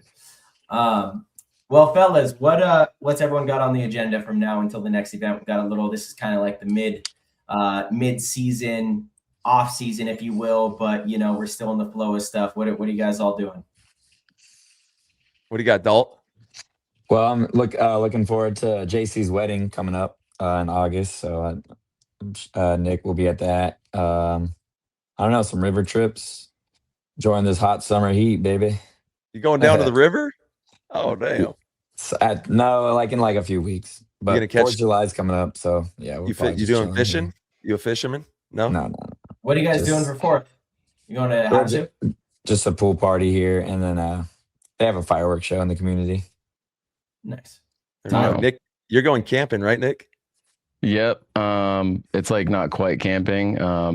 It's like a party in the woods, basically. I have a bunch of friends that are big music like DJs, and they bring out all these speakers, and they all work super hard at, like, Kat has been, or my girl's been working on her set for like the last month.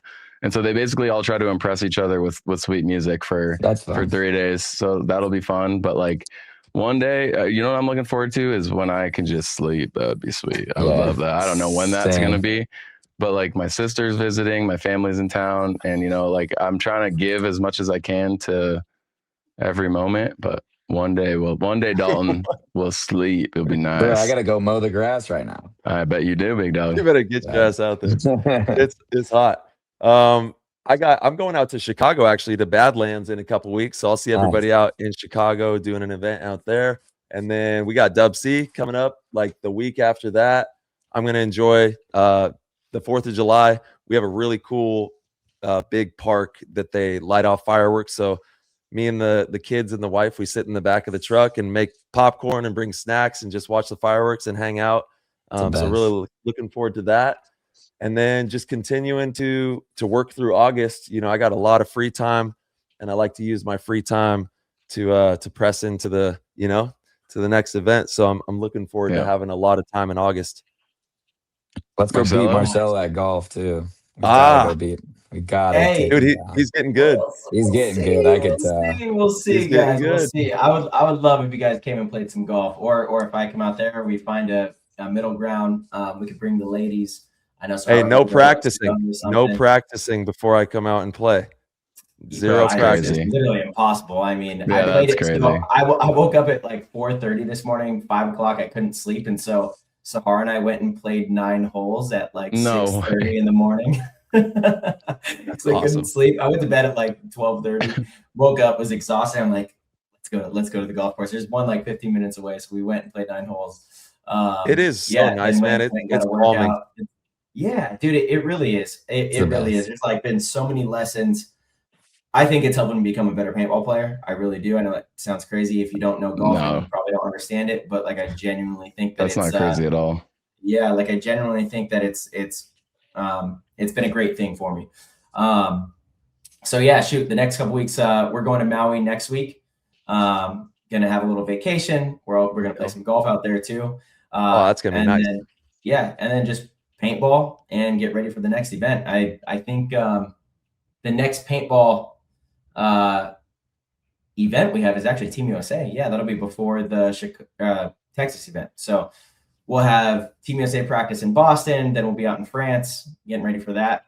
Let's go Team USA. Yeah, let's go USA. I know. We have a good squad this year. So can you let the people I know you don't have the list in front of you, but I know everybody's curious what the roster is going to be for the men's. And then obviously, I don't know if you have the 40 and over all dialed in. I don't. The men's, I think I have off the top of my head. So it's myself. It's Ryan Greenspan. We have Rainey. We have Jacob Edwards. We have Chris Shear. We have Keith Brown. We have Jason Edwards. We have Colt Lukow, Scott Stewart, Harrison Fry. My God. That's insane. Kyle Berry. I feel like I'm missing a body. You've got too many out. Were those in order? We have a lot. No, they're never in order. Never in order. That's hitters. That's hitters right there. Hey, Kyle had a great event. He did. He played pretty damn well for Dynasty. I was happy for him. Yeah, it was good to see Dynasty back firing. You know, I know it's been kind of wild for them a little bit, and it's a completely new roster. You know, this whole season. Yeah, helps having Ryan back. You know, it's good to see Ryan back on the field. He was a little rusty, you know, a little old still, but he's still Ryan old still. He was still yelling at people. That's what we want to see. He's always that passion, for sure. Yeah. Yeah, no, in our match he was the most. In our match, he was the most important player for sure for them. Yeah. Of course. Yeah. Again, didn't JC set up or who set? Yeah. What happened in that one where he got a penalty, but JC like lured him into it, kind of. Yeah, we were in like a 4-on-2. Yeah, and I knew that they knew I was in the snake. I was telling JC, I'm like, JC, they don't know where you are, and he's like, yes, they do. I'm like, shut up, they don't know where you are. Stop talking. And I'm like, I've got this side. I can hear Joe. I can hear Ryan. I don't know where the D guy is. He's like, I can't see the D side. I'm like, stop talking. Like, they don't know where you are. And I'm like, I heard one rip past the back of my head, and I'm like, Ryan's wrapping the middle, and he's like, no, he's not. And I'm like, still shut up. And then I felt another ball go by, and I like slowly went down, and I saw JC rip his gun, and I think it was Ryan who like pulled off one extra on me, and they gave him a penalty. That was a huge first point. Oh, yeah. I saw that clip on Instagram. It was definitely a deserved penalty. Yes. Well, I knew that they didn't know JC was there. I'm like, they're gonna bunker me. Just be there. Just trust me. Yeah. And we lured him into that, like, thankfully, because we should have lost that point. And you also should have got a penalty bunkering Blake. No, Ryan didn't shoot me. You got shot in the arm. Like, it's tough in slow motion because obviously, like, almost everything in slow motion, there's going to be a penalty. But it was you definitely had a hit, bang, 1.5. To me, bang. It's bang. It's bang bang. I would tell, like, in real time, I'm the aggressor. I know where he is. I blinded out Ryan. I went around to shoot the guy. So if it looked that way in slow motion, I'll take that. But is tough because it's not in the real time. Like, I knew where he was. I'm going to get him. He does not know I'm coming. And so, like, I came around, shot my gun, called myself out. So it didn't feel that way to me at all. So I'll go back and look at that. But Ryan was saying he shot me. Ryan didn't shoot me. Blake shot me. I thought it was just a bang. Blake shot you. Yeah. Blake shot you. I don't think Ryan shot you. Yeah. Well, that's what they were complaining about. They were saying that Ryan shot me. It doesn't look like that. Yeah, it looks like Blake shoots you, and then he kind of like rolls back, and then you shoot him. But again, slow motion is so like what looks like 2 seconds in slow motion is literally 0.1 second, and so I'm just giving you a hard time. I always think that like it should go for sure. I mean, I guess like to me, the aggressor always gets the benefit of the doubt, especially when you know where the person is. Obviously, if you miss the person, but like I'm going there to get that guy. I know exactly where he is, and so like good for him for having quick reaction time in the slow mo. But I mean. I would do that 100 times out of 100, and if it happened to me on the other side, I also would have been like, "Yep, I'm dead." For sure, those are trades. Yeah. Well, fellas, appreciate the show, man. Congrats to all of you guys. Thank you. I got to keep my fan hat on during these things, but I'm definitely salty and pissed off. I wanted to see you guys in the semifinals at least, but we got beat up a little bit, but. Great performance from all of you guys, man, and as your guys' friends, I'm happy for you. Appreciate it. Thanks, March. I think we all know that hat. Yeah, we do for sure. We pass that hat around. You have to. Straight up. March. I thought we were playing you guys when we were playing Dynasty, like going into the Dynasty match. Yeah, it was like maybe 15 minutes before the game when they were talking, and I was like, that doesn't sound like Dynasty, damage players. I was like, oh shit. I thought we were gonna see you guys, but man, it was a gritty tournament, and you guys, March, you guys have been playing out of your guys' minds as well. Know we're gonna be seeing a lot more of each other throughout the season, and it's exciting for the game, and the game's in a really good spot. So thank you to everybody out there who tunes in to the show, obviously supports PTG. And Nick, you're in the chat, right? The PTG Discord. Are you in there? Mm-hmm. Yeah, he's in there. There's some more questions in there if you want to take a look at those. Hand them up. Okay, I can do that. But dude, thank you guys, Dalton, Nick. Thank you guys for dropping in and continuing to push the game forward. Dalton, you go be somebody on that golf course. You know what I'm saying? Oh, whoop that ass! You good. I'm gonna absolutely whoop that ass up. Both of you guys, I'm coming for you guys. Let's see. We're gonna see. We're gonna find out. You're for sure bringing the clubs, right, Ty? This is like a for sure thing. Without a doubt. Okay, Yeah. sweet. We're I'm playing gonna some book golf. us at a nice course. It's gonna be sweet. Thursday All morning, right. then we'll go set up the booth. It'll be fun. All right, I'll tell Dalton he won't show up, so it'll be perfect. No, like seriously, I know I know your work schedule. Is it Thursday No, I'm possible off for you? on Thursday. Thursday is definitely possible. Bro, come out before all the right. WC. I'm going. All right. There we That'd be go. sweet. Nick, you can come too. I don't know if you golf. Oh No? no, I'm terrible. I could see that. That'd It's be too hilarious. tall. I've only golfed twice. I just haven't put in any work to it, and I don't care to. So that's really what's holding me back. You're cooked. Yeah, I'm cooked. You're I don't even want to waste your time. You're cooked. It is a fun game, man. I will say Yeah. golf. It is golf is great. fun. Maybe I'll do some solo practice for a year. I'll call you guys. Yeah, I You'd like probably it. be I like it. Nick would probably be good You at actually, golf, man. I feel like you actually have a good body for it. Exactly, like that You would tall length, just like be ripping. just yeah. Gotta Like, give it a try. I've always had bad clubs and not any teachers. So Yeah. but Yeah. I Well- love you guys. This is like the best, one of the best wins I've ever had. You guys like with this group. So Love you too, bro. Same, it dude. means a lot. Yeah, everybody keep working hard out there and have a safe, summer. I know summer's kicking off. Everybody be safe out there, and we'll see you on the next episode. We'll see who we have on for Monday. and yeah, have a safe and happy 4th of July. We won't see Yeah. you 4th of until July. Yeah, enjoy the Watch 4th those out there. fingers. Yeah, for real. Watch those Yo. fingers, no doubt. You need them. Dude. You need them. All right, fellas. All right, boys. You guys have a good night. Peace. Good night, everybody. Peace. All right, everybody. Thank you guys so much for tuning in and listening to the show. We appreciate your support more than you know. As you guys heard about midway through the episode, if you guys would like to support PTG in any way, you could head over to ptgpaintball.com. You could click the orange Patreon link and sign up at any level and get access to our Discord. The Discord is one of the most phenomenal communities in the game of paintball. We have so many different channels in there. It's great for learning. It's great for connecting, finding teams, selling equipment, whatever it is you want to do in there. We truly have it all. And we hope to see you in there. So again, head over to ptgpaintball.com, click the orange Patreon link, and we will see you in there.